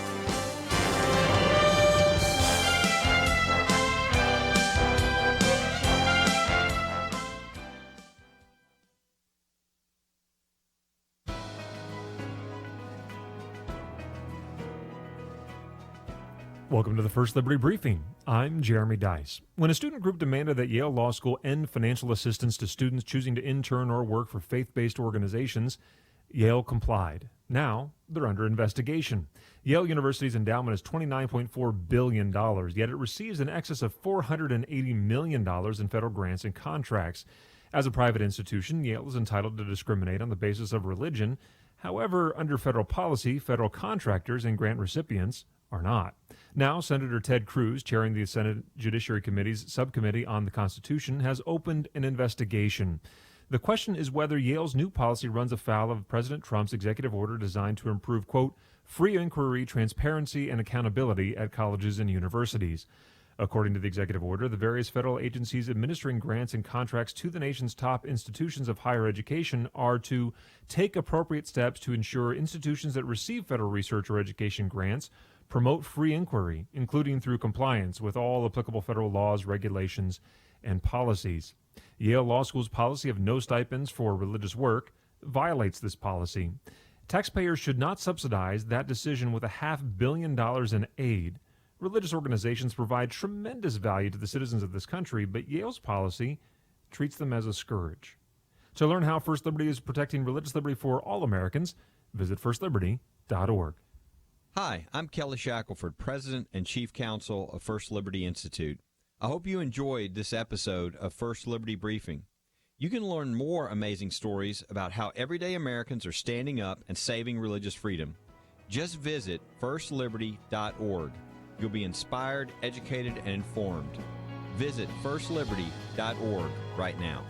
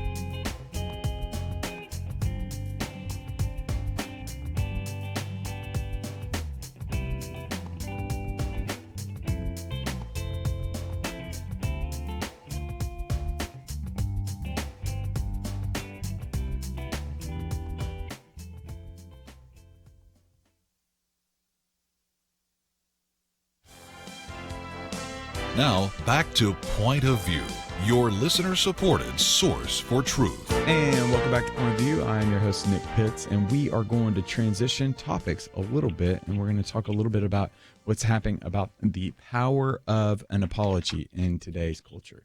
There was a fascinating study in New York Times. Cass Sunstein, who's over at Harvard and is also talking about the highlighting a study about, I guess you would say, relative to, the power of apology. Sorry about that. And what a good apology, Nick. I know. What can I say? I'm trying to live out the research. And so it was talking about the power of an individual to be able to say they're sorry. And so There was to kind of read a little bit over it, there was a study in a diverse set of contexts, an apology tended to decrease rather than increase overall support for those who said or did things that many people consider offensive. And reading from Cass, it said, these findings are in line with earlier work by Richard Hanaya, a research fellow at Columbia University, who found that apologies by public figures do not help and can even backfire. Michael, when you read that, or just upon hearing that, what is your initial thoughts on that? Yeah, I mean, I think part of what makes Christianity unique, or that we're a grace-driven religion, is that we have the ability to own our mistakes. And I think right before we went to break, I think that's what you were alluding to when it comes to how Christians engage in the public square today, that we need to own the mistakes of our past, and that we can do that because we know we're not defined by them. Those mistakes might describe us, but they don't define us, right? And so being for our leaders and for just us as everyday Christians, being able to own our mistakes, ask forgiveness, to offer forgiveness to others, is a crucial part of a society, and is a crucial part of our Christian witness in the public square. So Chelsey, your thoughts on the power of the apology or lack thereof today in the public discourse? Well, I personally obviously have the Christian views towards, owning your mistakes and, and all that. But you guys have the Christian side covered. So I'm going to take the political legal lens that I saw this through, because I actually, before you sent this article, read, yes, I'm a nerd. I read a political science study that came out going a step further. It was not the same study, it was a different one, but it said that upon hearing public entities or individuals who are, in the public realm apologize, that the listener wanted to further punish that individual. So it wasn't even just that listeners it appeared to think that they were weak or that it harmed their credibility. It was that listeners actually wanted to further seek retribution against the public figure, which I thought was fascinating as just from a political science standpoint. I think Joe Biden got this down when he just flat refused to apologize for anything he should have apologized for. We rarely see Donald Trump apologize. So, I think that the public figures understand this. And, it's a basic legal principle. There's a reason if you hit someone in a car accident, you're not supposed to apologize at the scene, because an apology is taken as responsibility and an act of guilt. Well, so why do you think that I'm operating underneath the assumption now that there used to be a day that we would expect apologies, and apologies would be advantageous. And maybe that's an incorrect assumption. That might be wrong. I think that the statistics speak pretty clearly that it views as the person, the public figure, taking ownership and responsibility, aka they're guilty. And so if they did in fact did not do something wrong, and they're just kind of apologizing to the public about a misunderstanding, the public is going to perceive that as the person taking ownership of the act. So, first there's a question of guilt. Were they guilty of it? And are they just saying you don't want to apologize for something you didn't do because it's going to be perceived as being guilty of it? So in your understanding, why do you think that there's this aversion? Why is there the aversion to apologize now in the public square? It's viewed as weakness. Weakness? Yeah, Okay. it's viewed absolutely. And then relative to that, is this a positive good? Do you think men like to apologize? Not men, sorry, that sounded really sexist, but I don't hear a lot of, I don't know that, I'm thinking of politicians and most of them are men, but I don't think in general it's human nature to apologize. Okay. So taking this a little bit, de-escalating it from the public realm, there are not a lot of apologies occurring day to day. And think about your office place, think about at the coffee shop, think about in the day-to-day, do we see that the human heart is naturally inclined towards apologizing? I don't personally see that. Okay. Michael, is this a positive good? Individuals, there's an aversion to apology now, and it's not seen as advantageous or beneficial in the public square. No, absolutely not, right? Even just looking at our kids, our children, we want them to grow up knowing that they will make mistakes, and that when they do, they should own it. And so yeah, I don't see, maybe there's a way that I'm not thinking of. I have a very limited, obviously, perspective, but I can't think of why it would be a good thing for our leaders, any leader, to not apologize for advancement. I mean, it places kind of the pragmatic over the principled, right? The how do I advance in my career, advance in politics over what's the right thing to do? Because the right thing to do is to apologize when we make a mistake. Right. I agree with you, Michael. But, I had the political lens where I'm saying I don't think the average individual, they should, but I don't think they will. Okay, so Chelsey, I want to push on you here right now. I'm not saying they're right. No. I'm just it's not happening. So as the Christian, because I'm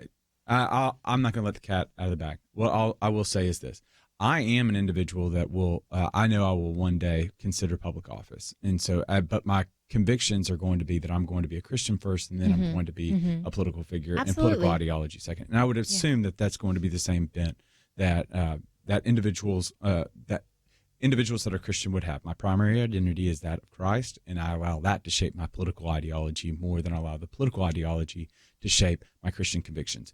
So when I think about the power of an apology, I think about it on a spectrum right now. And you've got two classic figures that we find ourselves with right now. You've got Beto O'Rourke, who is during his initial run, he just was apologizing for everything. Oh yeah, he apologized all over himself. It was just apology after apology after apology. But then on the other side, you've got Donald Trump, President Trump. I want to give credit where credit is due, and honor where honor is due. President Trump is an individual that has classically said, "I will not apologize. I have nothing to be sorry for." And so, where do you fall in line as a Christian in the public square with a political tent and understanding the political arena as well as you do? What is the role of a Christian relative to apologizing in the political arena? Okay, so I personally will speak for myself. Yeah. At all times, to the best of my ability, operate with complete integrity. Mm-hmm. From a conscience standpoint, from a biblical standpoint, that's going to be my personal goal, right? So if I ever enter the political arena, it will be the same there. But I don't know. We're convoluting Christendom with politics, and politicians aren't always Christians. No, I'm just saying from your personal perspective, though. They should have a high level of morality and character. I think we're convoluting a lot here, though. First and foremost, not everybody who's accused of something in the public realm, A, is it true, or B, are they actually guilty of it? So I don't actually think that this witch hunt of a culture that we're in right now that's always demanding apologies for being offended. Like, I don't know that apologies are always due. But second of all, if someone is guilty and has done something wrong, then they absolutely should apologize. Okay. But I'm not going to be naive. I doubt they will, right? I don't think that a lot of people are inclined to naturally just apologize. Yeah, that's it. We're going to pick up this conversation, and then we'll, because I want to touch a little bit more on this. And so Michael's going to be jumping off the phone. Michael, thank you so much for joining us today on Point of View. As always, greatly appreciate your insight and thought. But we've got to take a break, and we'll be back right after this. There is no more dangerous time than when things are going well. Remember Elijah on Mount Carmel? Fire came down. There was no doubt who was God, but what happened next? He went from amazing faith to a time of great fear and depression. Many Christians have been very thankful a certain Democratic candidate for president was not the one to nominate two replacements for the Supreme Court. But as with Elijah, times of great victory are also times of great danger. Moments like this are not the time to take it easy. This is not the time to let our guard down. This is a time to double down on our work in the community, to serve and pray and plan and invest in a better future. This is the time to join Point of View's Truth Team 360 to make sure today's promising gains are not lost tomorrow. Show your commitment to our future by visiting pointofview.net/team or call 800-347-5151. Ask to join the Truth Team. Pointofview.net/team and 800-347-5151. Point of View will continue after this.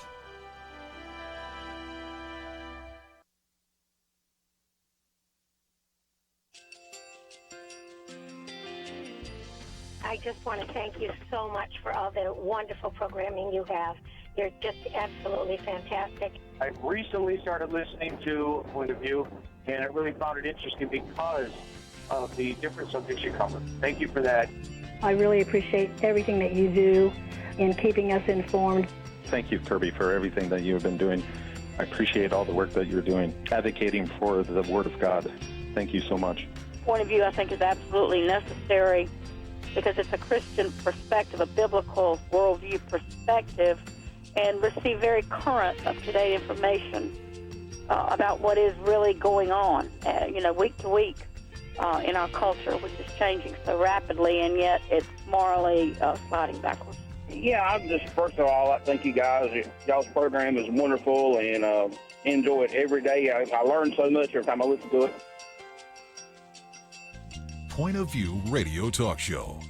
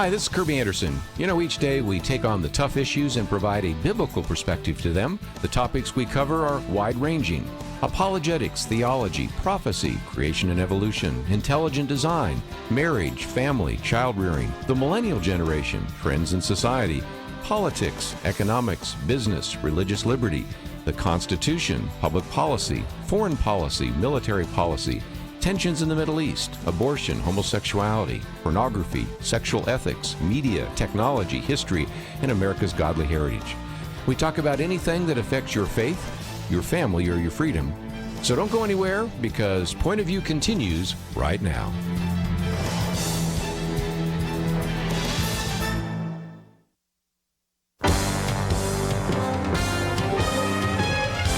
Across America, live. This is Point of View.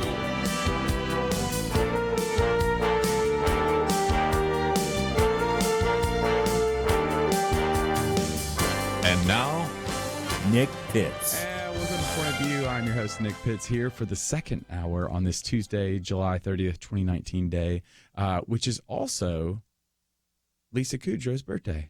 Is it? Phoebe from Friends. Oh, happy birthday, Phoebe. I don't know what her Smelly Cat, I don't know the author, the singer-songwriter of Smelly Cat. I don't know how old she is, nor do I need to publicize how old she is. But man, Friends was such a good show. Did you watch? Are you a Friends fanatic? I read the producer talking about that it was like Southern cooking. Like it's just one of those shows. It's feel good, it's happy, it's kind, it's refreshing in an era where a lot of things we see aren't that way. Yeah. And I would completely agree with that. Yeah. They're even recreating in New York. I believe it's New York. They're recreating the Friends set for tourists to be able to go and to see the Friends set. So you're a big Friends person? I don't know if I should admit this on air, but yes. Okay. Yeah. I don't agree with everything on the show, Of course but not. So I'm assuming that there's been multiple repeats that you have watched and have favorite episodes. Like Probably the better question would not necessarily be your favorite episode, would be what character do you think best reflects your personality on the show, right? I don't know. I don't really know if any of them do. So you've never taken like a BuzzFeed test to figure out which character you are? No, because I'm like not very type A, so I'm not very Monica, but I'm not like, high maintenance. Like maybe I am Phoebe. Maybe you're Phoebe. A little bit of a free spirit, believe it or not. Okay. Yeah. I would never have pinpointed you as Phoebe. That depends. Is it business Chelsey? Then I'm Monica. But if it's I was about to say, like I guess Saturday that is true. afternoon Chelsey is Phoebe. I guess that's true. I could see that. I think I've been told that I'm a little bit of Ross. Which, okay. I'm nodding. For those of you who are listening, I'm nodding. A little bit of Ross. I think I like to think that I'm Joey though on the weekends. I'm just kind of erratic. I'm a little bit of a free spirit. There you go. So maybe I can be kind of that individual with a couple of personalities like the other person, and maybe that's why we argue so well, because we both have two characters and Friends. But nevertheless, happy birthday, Lisa Kudrow. We have been talking about a whole host of issues today on the Millennial Roundtable. We started off talking about Joshua Harris and specifically the purity culture that he was so significant in during the 90s and then into the 2000s, and the recent news that he has backed away from the faith and has apologized relative to LGBTQI, kind of how he fostered an exclusive culture that did not include them. We transitioned to talk about individuals that are walking away from the faith and the role, the idea that 3,500 people every day, according to Barna statistics, are walking away from the faith, and then raise the bigger question as to, are we losing our Christian influence in the culture? And then we started talking about the power of an apology. And right before the break, I was on the verge of being Mount St. Helen and erupting in boiling hot anger, which inevitably would have meant that I had to apologize, shown a sign of weakness. But thankfully, I was rescued. To be fair, Nick has apologized to me on the show. So he has taken whatever he's saying, he has applied to his life. So when Chelsey and I were talking a little bit about this recent research that came out that indicated that found that apologies by public figures do not help and can even backfire. And Chelsey illuminated another study What was that study that you talked about? The study I read discussed that it was even further than that. It wasn't just that they backfired. It's that the actual listener to the apology then becomes vindictive towards the apologizer. And so they want kind of their pound of flesh. They want to seek punitive reparations or punishment against the apologizer. And, in my mind, that's because apologizing is also associated with guilt, right? And so if someone's apologizing, that means they must have admitted to it. There's actually a legal theory for this. You can't, if someone is in a car accident and hits another person, if they apologize at the scene of the car accident, that's not admissible in court because the jury will automatically think, well, they apologized, so they must be responsible for the accident. And so I'm sure there's cognitive reasons for the way this research came out. Yeah. One of the things that Chelsey and I talking a little bit off air and it came to light, and I one of the things I'm a little concerned about is, one, the inability to apologize, being politically disadvantageous. One, that's a cause for concern. But also one of the things that I'm concerned about is that apologizing for no particular reason whatsoever when you haven't even done wrong. And so we're living in a world today. I mean, I think about some of the current drama that we find ourselves in, where President Trump is being called a racist for non-racist things, and this willingness to continue to play this type of race card on him, when in reality, some of the comments that he's not making, I think about the Baltimore issue, for example. Now, we can strain a couple of the tweets that he said, but by and large, the vast majority of what he said is just illuminating a particular point that even the New York Times Magazine has brought up, is that Boston is not a well-run city. Baltimore. Sorry. Baltimore is not a well-run city. There's a lot of rats, and we can talk about his usage of infested in a variety of other tweets, but by and large, he's just stating a fact that multiple sources have indicated that it's not good. And so he shouldn't have to apologize for not playing a race card that one side is calling him to play a race card, right? Right. I agree with you. So to me, the role of an apology in the public realm is going to be for acts of corruption or guilt, things that the individual did that they owe the American people an apology for. I don't think there's a place in this PC culture to just apologize all over yourself because someone's offended. Yeah.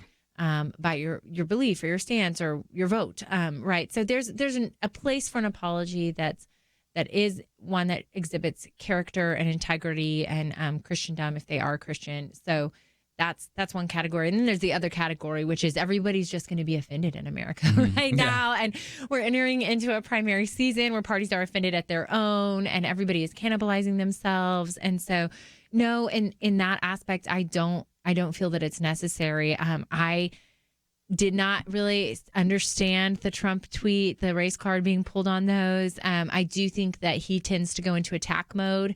So we have to understand who he's attacking as the head of the oversight committee. And as an intern in DC, one of the first lessons I learned about the oversight committee, when you have a Democrat oversight committee and a Republican president, I interned under Bush, is that they are the administration's arch nemesis. And that is because they open up bogus investigation after bogus investigation, waste taxpayer dollars to do a gotcha to the administration. And, no one in our office was more stressed out than the secretary when oversight called, because it was always going to be something random. And so this is someone that I think Trump views as maybe a threat or poses at the very least a burr in his saddle at this point in his administration.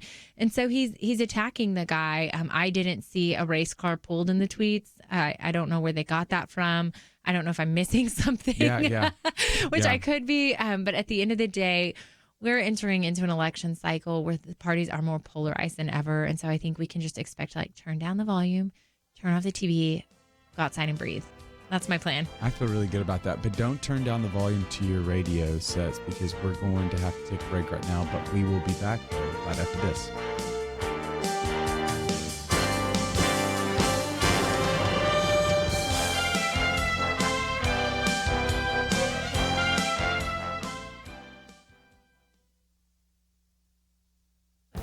This is Viewpoints with Kirby Anderson.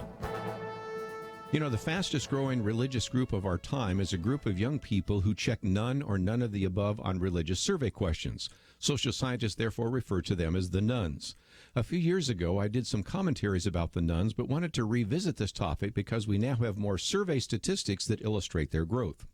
From the 1930s to the 1990s, a percentage of nuns in America was less than 8%. By 2012, the percentage had grown to 20% and is still increasing. Even more dramatic has been the increase in the percentage of the nuns among millennial generation, especially the group called emerging adults. The Pew Religious Landscape Survey estimated that about 35% of these emerging adults could be identified as nuns. When you add in everyone who does not identify as either Protestant or Catholic, in other words, adding in Islam and Hinduism, the percentage of emerging adults who do not identify as Christian increased to 43% of the population. If this growth continues, we will see over half of American emerging adults will not identify as Christians by 2020. Now, some commentators have suggested that perhaps some of the nuns are actually Christians who simply don't want to identify with a particular religious tradition. If you look at the surveys, it's difficult to justify that suggestion. If you separate the nuns and see if they hold to Orthodox beliefs, and also whether or not they attend church at least once a month, you find that only 1 out of 100 emerging adults could be identified as a practicing Christian. The challenge we face today is how to reach this generation that is quickly becoming post-Christian. These young people embrace a secular view not so much because they're rejecting religion, but because they rarely, if ever, think about religion and Christianity. I'm Kirby Anderson, and that's my point of view. For a free copy of Kirby's booklet, A Biblical View on Anti-Semitism, go to viewpoints.info/antisemitism. Viewpoints.info/antisemitism.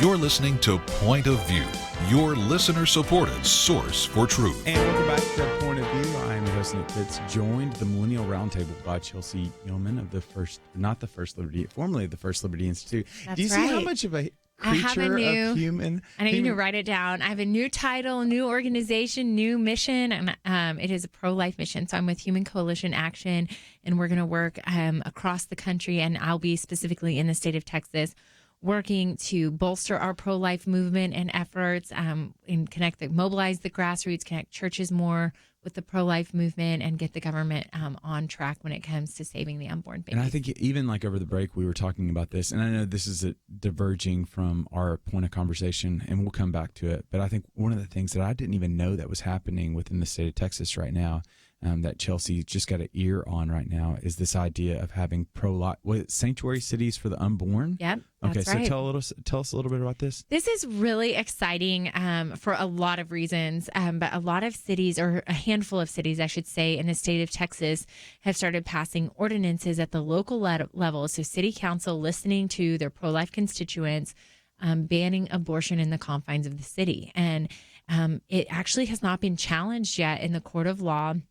It's a really effective way, first, for these local cities to really preempt abortion facilities like Planned Parenthood from coming in. So if they don't already have an abortion facility, the city is saying, that's not something we're allowing within our city confines. And I think that's great because we know, the footprint of Planned Parenthood, their plan is to grow and grow and grow and increase abortions. And that's been really clear, actually, in the last few weeks that is their only mission is to increase abortion. So, these cities are taking the brave and important step to really say we're going to protect preborn children and their mothers, and this is going to be a safe place for them. And I think it's a great way for local municipalities and governments who have a right to govern their own, to constitutionally try to find a way to save some children. I think that's one of the interesting things, because maybe you can comment on this. We didn't, I guess you weren't on when we were talking about this. It must have been one of the weeks that you weren't with us, but because you're right that Planned Parenthood has showed their hand, right, with the recent departure of Dr. Wynn, and just some of the board hubbub about the direction that Dr. Wynn was wanting to do.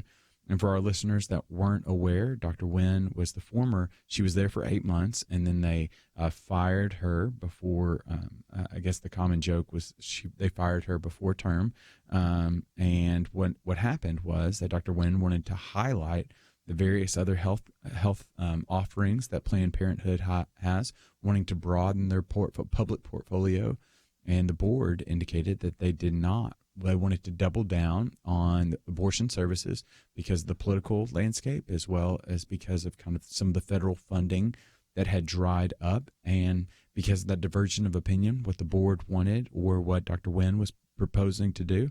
The board decided to fire her because it seems as though they want to double down on abortion services. Yeah, it's really public now what we've always known about Planned Parenthood, if you have paid attention. So they try to get by on the lie, frankly, that they care about reproductive health in women, and they repeat that over and over again. But the truth is, they'll say they provide a whole host of reproductive services for women, and they're a health clinic primarily. They provide less than 1% of cancer screenings, less than 2% of STD screenings and contraception in the country, but over 35% of the abortions in the country.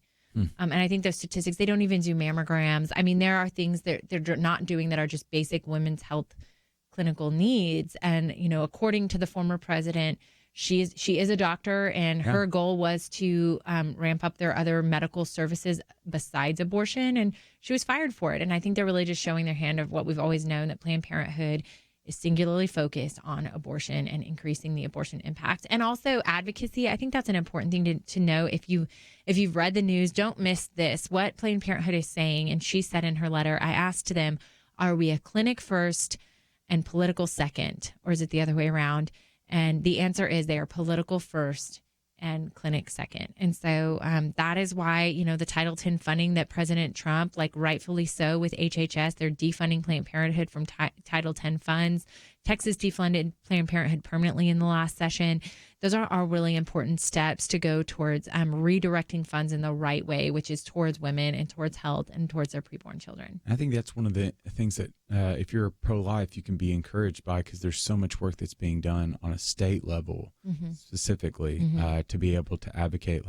I think about some of the recent decline of abortions that have been happening over the 3 to 4 years have been because of measures at the state level and not necessarily because of the federal level, right? Oh, absolutely. I think that's a great point that you bring up, Nick, because it's easy to almost misunderstand. With Roe versus Wade was the Supreme Court at the federal level saying there's a constitutional fundamental right to abortion, but really it's a state issue. And so even if, I say this all the time, if Roe versus Wade was overturned by the Supreme Court tomorrow, God willing, it's overturned tomorrow, abortion would still be happening in our country because states have to pass a law, they call it a trigger bill, that says it's now illegal in our state for abortion to happen. And so we can pass those trigger bills now. And that's really what the state should be working on. But I'm really proud of these local municipalities who know they might get sued, and they're willing to go to court to do what's right and protect the preborn in their community. And I think that's just really, really great. Okay, so where can individuals find out more information on some of the work that you're doing, as well as,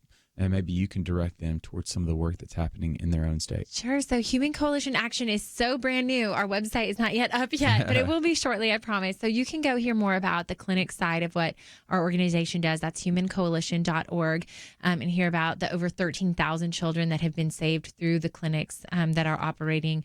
And they're providing a whole host of services to women to help them through sometimes the most dire circumstances. So I'm really proud of the work the C3 is doing, that Human Coalition is doing, and I'm really proud to be a part of their now new lobbying effort and initiative. Yeah, I think because again, I've told Chelsey this before, and I can share it with you all. I love kind of playfully debating her, even though most of the time we agree and we just disagree on the minors every once in a while. But one, she's just so sharp and she's so intelligent, and she's got a keen ability to be able to look around the corner. And I'm really excited for this new venture that she is heading up right now with Human Coalition. Human Coalition is the gold standard when it comes to the pro-life movement and their ability. One, I don't know what they've done to be able to bring Chelsey on, and then two, for her to be able to lead up this charge to figure out how can states continue to innovatively think from a public policy position because we're starting to see some of the footwork happen at the federal level.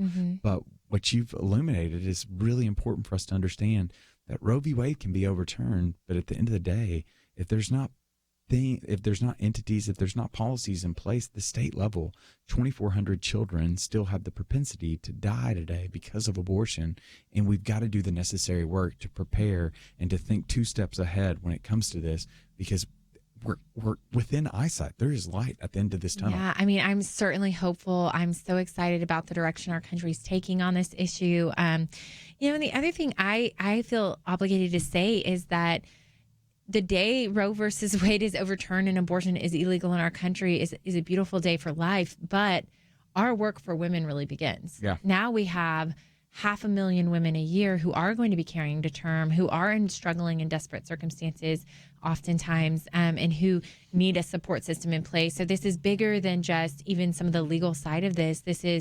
We have to call it Human Coalition. We call it a national rescue system needs to be in place. And so building that, bolstering that, we have so many people in the pro-life movement who for 40 years now have worked on doing just that. And so I'm excited about the direction things are headed, but we certainly have our work cut out for us as a country, not Chelsey Youman, but like the world has their world cut out for them to really care for women and their preborn. And then just thinking about it from the millennial standpoint, there's great reason to be encouraged. There's a lot of reasons that individuals want to get down on we millennials. We like our avocado toast. We don't like our student debt that we've got. We're very keen on Uber and the millennial allowance. Don't forget Amazon Prime. Yeah, Amazon Prime. We love our Amazon Prime. We do love Amazon. But one of the things that we do love is we love the unborn. And it's very clear, the research shows that millennials are by and large a pro-life generation. And why not now? Why not the opportunity that we continue to be told? We were told all growing up that we can do anything that we set our mind to. And that might not always be the case, specifically in regards to my ability to be the next Michael Bublé. That will never be the case for me, but we can be the generation that does rise up and recognize what's happening in Planned Parenthood clinics, as well as what's happening across our country right now is the murder of the unborn. And how can we come alongside and not only rescue those children, but also advocate for these women in order that they might be able to experience the fullness of life that comes with giving birth to a life, parenting a life, in order that it might be able to bless a community and see the beauty of God on full display. But we have got to go to a break right now. But when we come back from the break, we're going to continue to talk about some of the news of the day. Specifically, we're going to hone in on that millennial allowance, the idea that millennials are still getting money from their parents, even though they have graduated and are no longer living with their parents. We'll talk about that and more right after this. We live in a digital generation. Point of View is reaching this often overly plugged-in generation with truth. You can keep up with us 24 hours a day using your phone, your tablet, your laptop, or your desktop. Search for the Point of View Radio Talk Show on Facebook, where you can keep up with today's issues, learn about current and upcoming guests by liking us on Facebook. Also, follow us on Twitter. Our handle is @PointOfViewRTS. That stands for Point of View Radio Talk Show. Learn, interact, make a difference with Point of View using new media. And here's one way you can make a big difference. Help us increase our reach by spreading the word among your friends. Share a Facebook post. Tag us in a tweet. With enough joining us to plant seeds, we'll see a tremendous harvest. Come on, it only takes a minute. Search for Point of View Radio Talk Show on Facebook, @PointOfViewRTS on Twitter, and subscribe to the Point of View Radio Talk Show channel on YouTube. Learn, interact, share. The Point of View Radio Talk Show. Point of View will continue after this.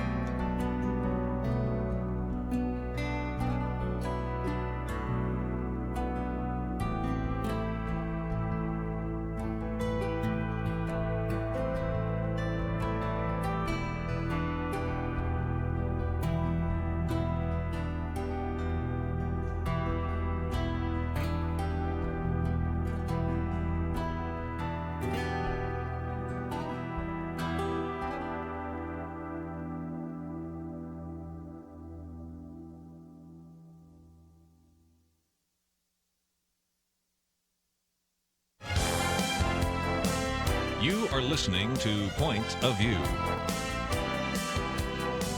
The opinions expressed on Point of View do not necessarily reflect the views of the management or staff of this station. And now, here again is Nick Pitts. And welcome back to Point of View. I am your host, Nick Pitts. I'm joined at the Millennial Roundtable by Chelsey Youman. We're going to switch topics a little bit. Arthur Brooks, who has been on the program before, former AEI, American Enterprise Institute president. I would read his grocery list if he published that. He has come out with a new column in the Washington Post that I thought was so illuminating. And I want to change gears a little bit from what we were talking about relative to the pro-life movement to just the misperception movement that is happening right now, where there's just a growing misperception of what each side believes. And so you can go to the Point of View website at pointofview.net to find Dr. Brooks's column. You're probably making incorrect assumptions about your opposing political party. And there's one data point that I thought we'd start off with, Chelsey. And he says, according to a 2017 study, revealed that the average Democrat believes that more than 40% of Republicans earn more than $250,000 per year. Meanwhile, Republicans believe that nearly 40% of Democrats are LGBTQ. How close are these estimates? Not very. Just 2% of Republicans are doing that well financially, and just 6% of Democrats are LGBTQ. So there appears to be a growing misperception about what the other side, who the other side is, and what the other side believes. Your thoughts on that? Well, I pulled out my lawyer hat because sometimes I think these studies can make grandiose observations, and the actual study maybe wasn't that airtight to begin with. So this is that example for me. So maybe they misunderstand who the other party is in terms of their makeup of the party, the percentages of who falls into what income bracket. But I read the questions that were asked to people, and I thought there was a lot of room for interpretation in the questions. And so some of the questions, and you can read them off because you have it in front of you, but what about open borders? Well, I think a Republican is going to look at what an open border means very different than what a Democrat looks at it. And so I think the room for interpretation for me would be a big room for error in this study. And what's more important to me than whether the sides misunderstand each other is, do the sides actually misalign with each other? Yeah. And I think there are vast differences. In my mind, it's like, so what? They do genuinely disagree on policy issues. And I pulled up a Pew Research study. Granted, it's from 2014, but if the trend has continued, it's really telling. So they did a study in 1994, in 2004, and then another 10 years later, talking about Democrats and Republicans being ideologically divided. And in 2014, 20 years later, the divide between the two parties, their central locations, are further than they've ever been. And so I do think that the parties, like the right is further to the right than it's ever been, especially after the Tea Party movement. And the left is further to the left they've ever been. We're even talking about multiple socialist members, self-proclaimed socialist members of Congress now on the left, which 20 years ago would never have ever been able to happen. So what we are seeing is increased polarization when it comes to policy and the issues. And we have to, as a country, learn how to deal with that. Yeah. A shameless plug right now. So if you're a supporter, I believe it's your supporter, maybe Steve can send me a little chat right now internally while I say this. If you're a supporter of Point of View, you will get what's called the Outlook magazine. And the Outlook magazine is just, it's always just phenomenal. One, because you get some of Kirby's essays, and then you get a host of other authors. And so Chelsey has written for it before.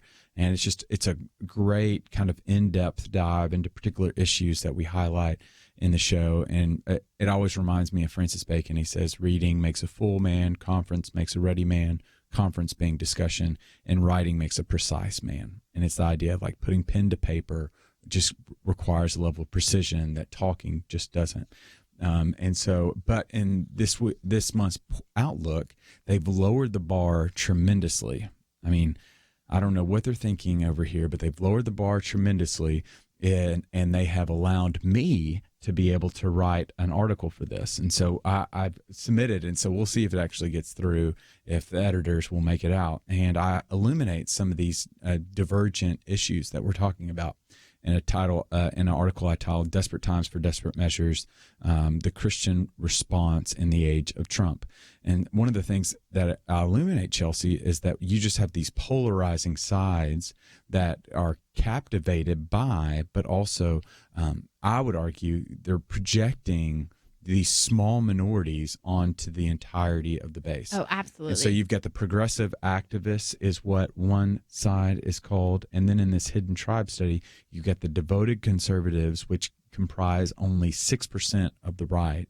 But you would think that that 6% represents the entirety of the right. Mm-hmm. And then you've got the progressive activists, which are socialist card carrying communists that want us to turn into Venezuela, that represent 8% on the left. When in reality, those are small minorities that account for that in public perception, account for the significance and the prevalence of it. And I just think that you're missing it. We miss the mark when we say all the left is individuals that want to participate in Drag Queen Story Hour.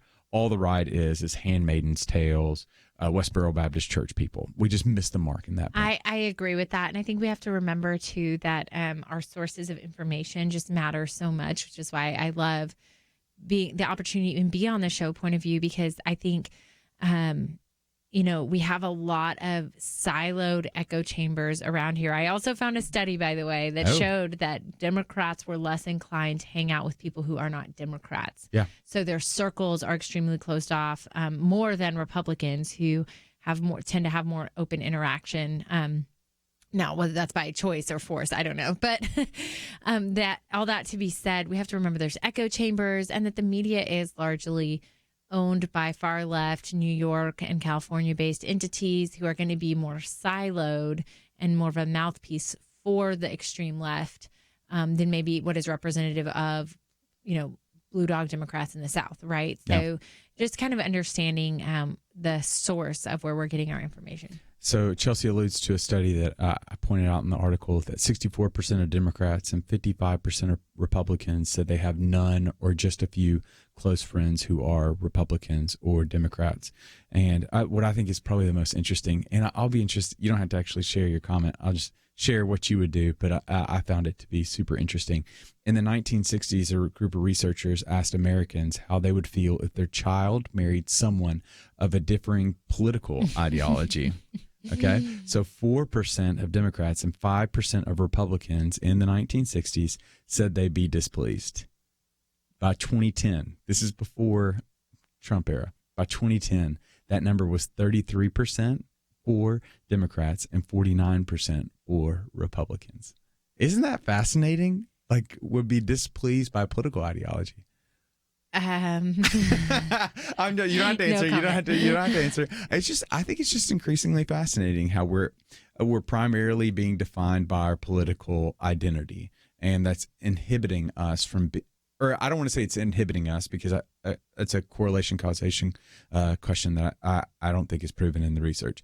But it does seem as though we're becoming increasingly polarized as an American society, to where we're not interacting one with another. Right. And I would say that when we're not interacting one with another, we don't accurately know the other side. Mm-hmm. And when we don't know the other side, then it allows for the Brett Kavanaughs of the world to just get mud slung all over them, because they're just projecting all of these assumptions that aren't true and concurrent with reality.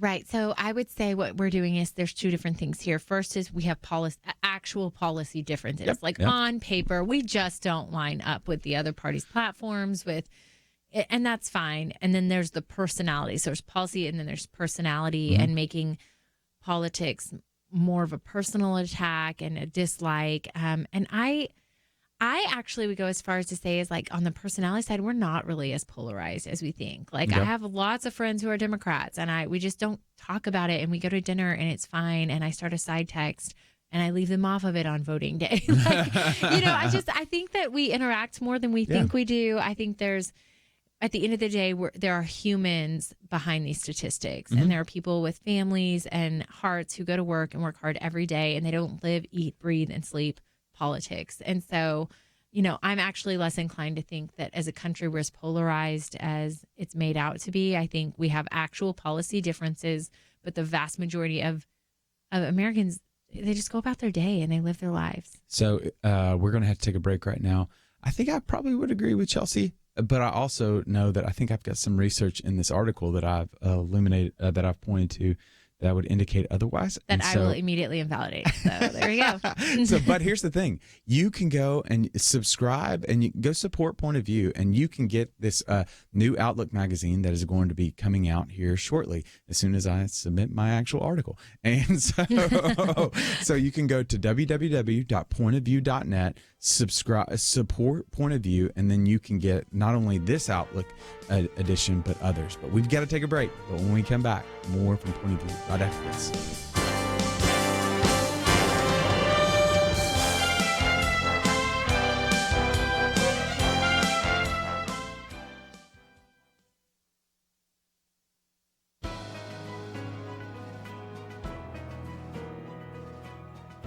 Welcome to the First Liberty Briefing. I'm Jeremy Dice. When a student group demanded that Yale Law School end financial assistance to students choosing to intern or work for faith-based organizations, Yale complied. Now, they're under investigation. Yale University's endowment is $29.4 billion, yet it receives in excess of $480 million in federal grants and contracts. As a private institution, Yale is entitled to discriminate on the basis of religion. However, under federal policy, federal contractors and grant recipients are not. Now, Senator Ted Cruz, chairing the Senate Judiciary Committee's Subcommittee on the Constitution, has opened an investigation. The question is whether Yale's new policy runs afoul of President Trump's executive order designed to improve, quote, free inquiry, transparency, and accountability at colleges and universities. According to the executive order, the various federal agencies administering grants and contracts to the nation's top institutions of higher education are to take appropriate steps to ensure institutions that receive federal research or education grants promote free inquiry, including through compliance with all applicable federal laws, regulations, and policies. Yale Law School's policy of no stipends for religious work violates this policy. Taxpayers should not subsidize that decision with $500 million in aid. Religious organizations provide tremendous value to the citizens of this country, but Yale's policy treats them as a scourge. To learn how First Liberty is protecting religious liberty for all Americans, visit firstliberty.org. Hi, I'm Kelly Shackelford, President and Chief Counsel of First Liberty Institute. I hope you enjoyed this episode of First Liberty Briefing. You can learn more amazing stories about how everyday Americans are standing up and saving religious freedom. Just visit firstliberty.org. You'll be inspired, educated, and informed. Visit firstliberty.org right now.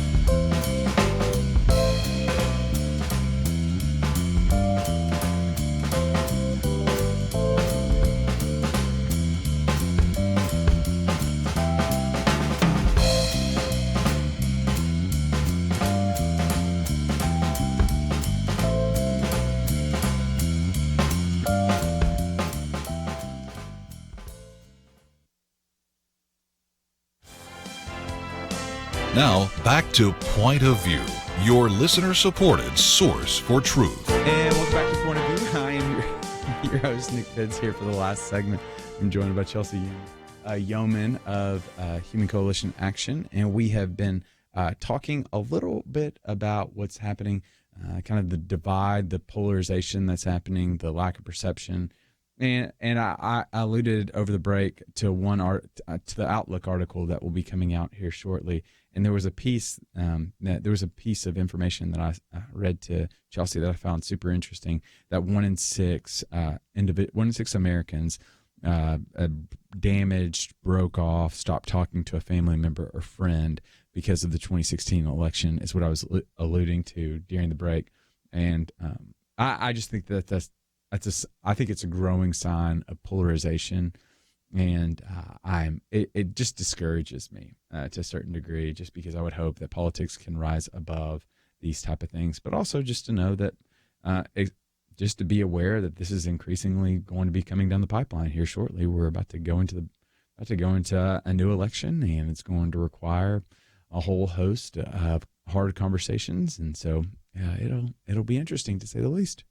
Yeah, I'm less discouraged and worried about it because I think that this narrative is played out. Like, we know as a country we're divided, and it's in our face all day, every day. Like, if we disagree, we eliminate our enemies, right? We see that all the time. And so I actually am hopeful. I think the country's tired of that. And I think that the country doesn't actually think or obsess about this as much as maybe people in the political realm do. So I think the average American, probably goes about their day and they're just fine. And they're maybe a little bit sick of the news, and they're a little bit tired of the partisan ties. I know I personally will be getting my popcorn out to watch CNN tonight. I was just about to enjoy the train wreck that is the other side. But look, guys, it's business. It's not personal. Like I think the average American, it's that way. It's just it's a policy difference. And then maybe there are issues that are a lot more passionate. Like I, for one, on the pro-life issue, I'm going to be a lot more passionate about that and have a lot stronger opinions and maybe judgment based on that issue, frankly, for better or worse. But at the end of the day, we're all Americans. We all, we want to take care of our neighbors. We want to take care of our family and provide for our families and have a prosperous life. And hopefully serve the Lord if we're Christian, which we are here. So I just don't want to make it bigger than it is. We hear that a lot. And I think that there's a lot of, not to be a conspiracy theorist or anything, but there's a lot of interested parties in a divided America.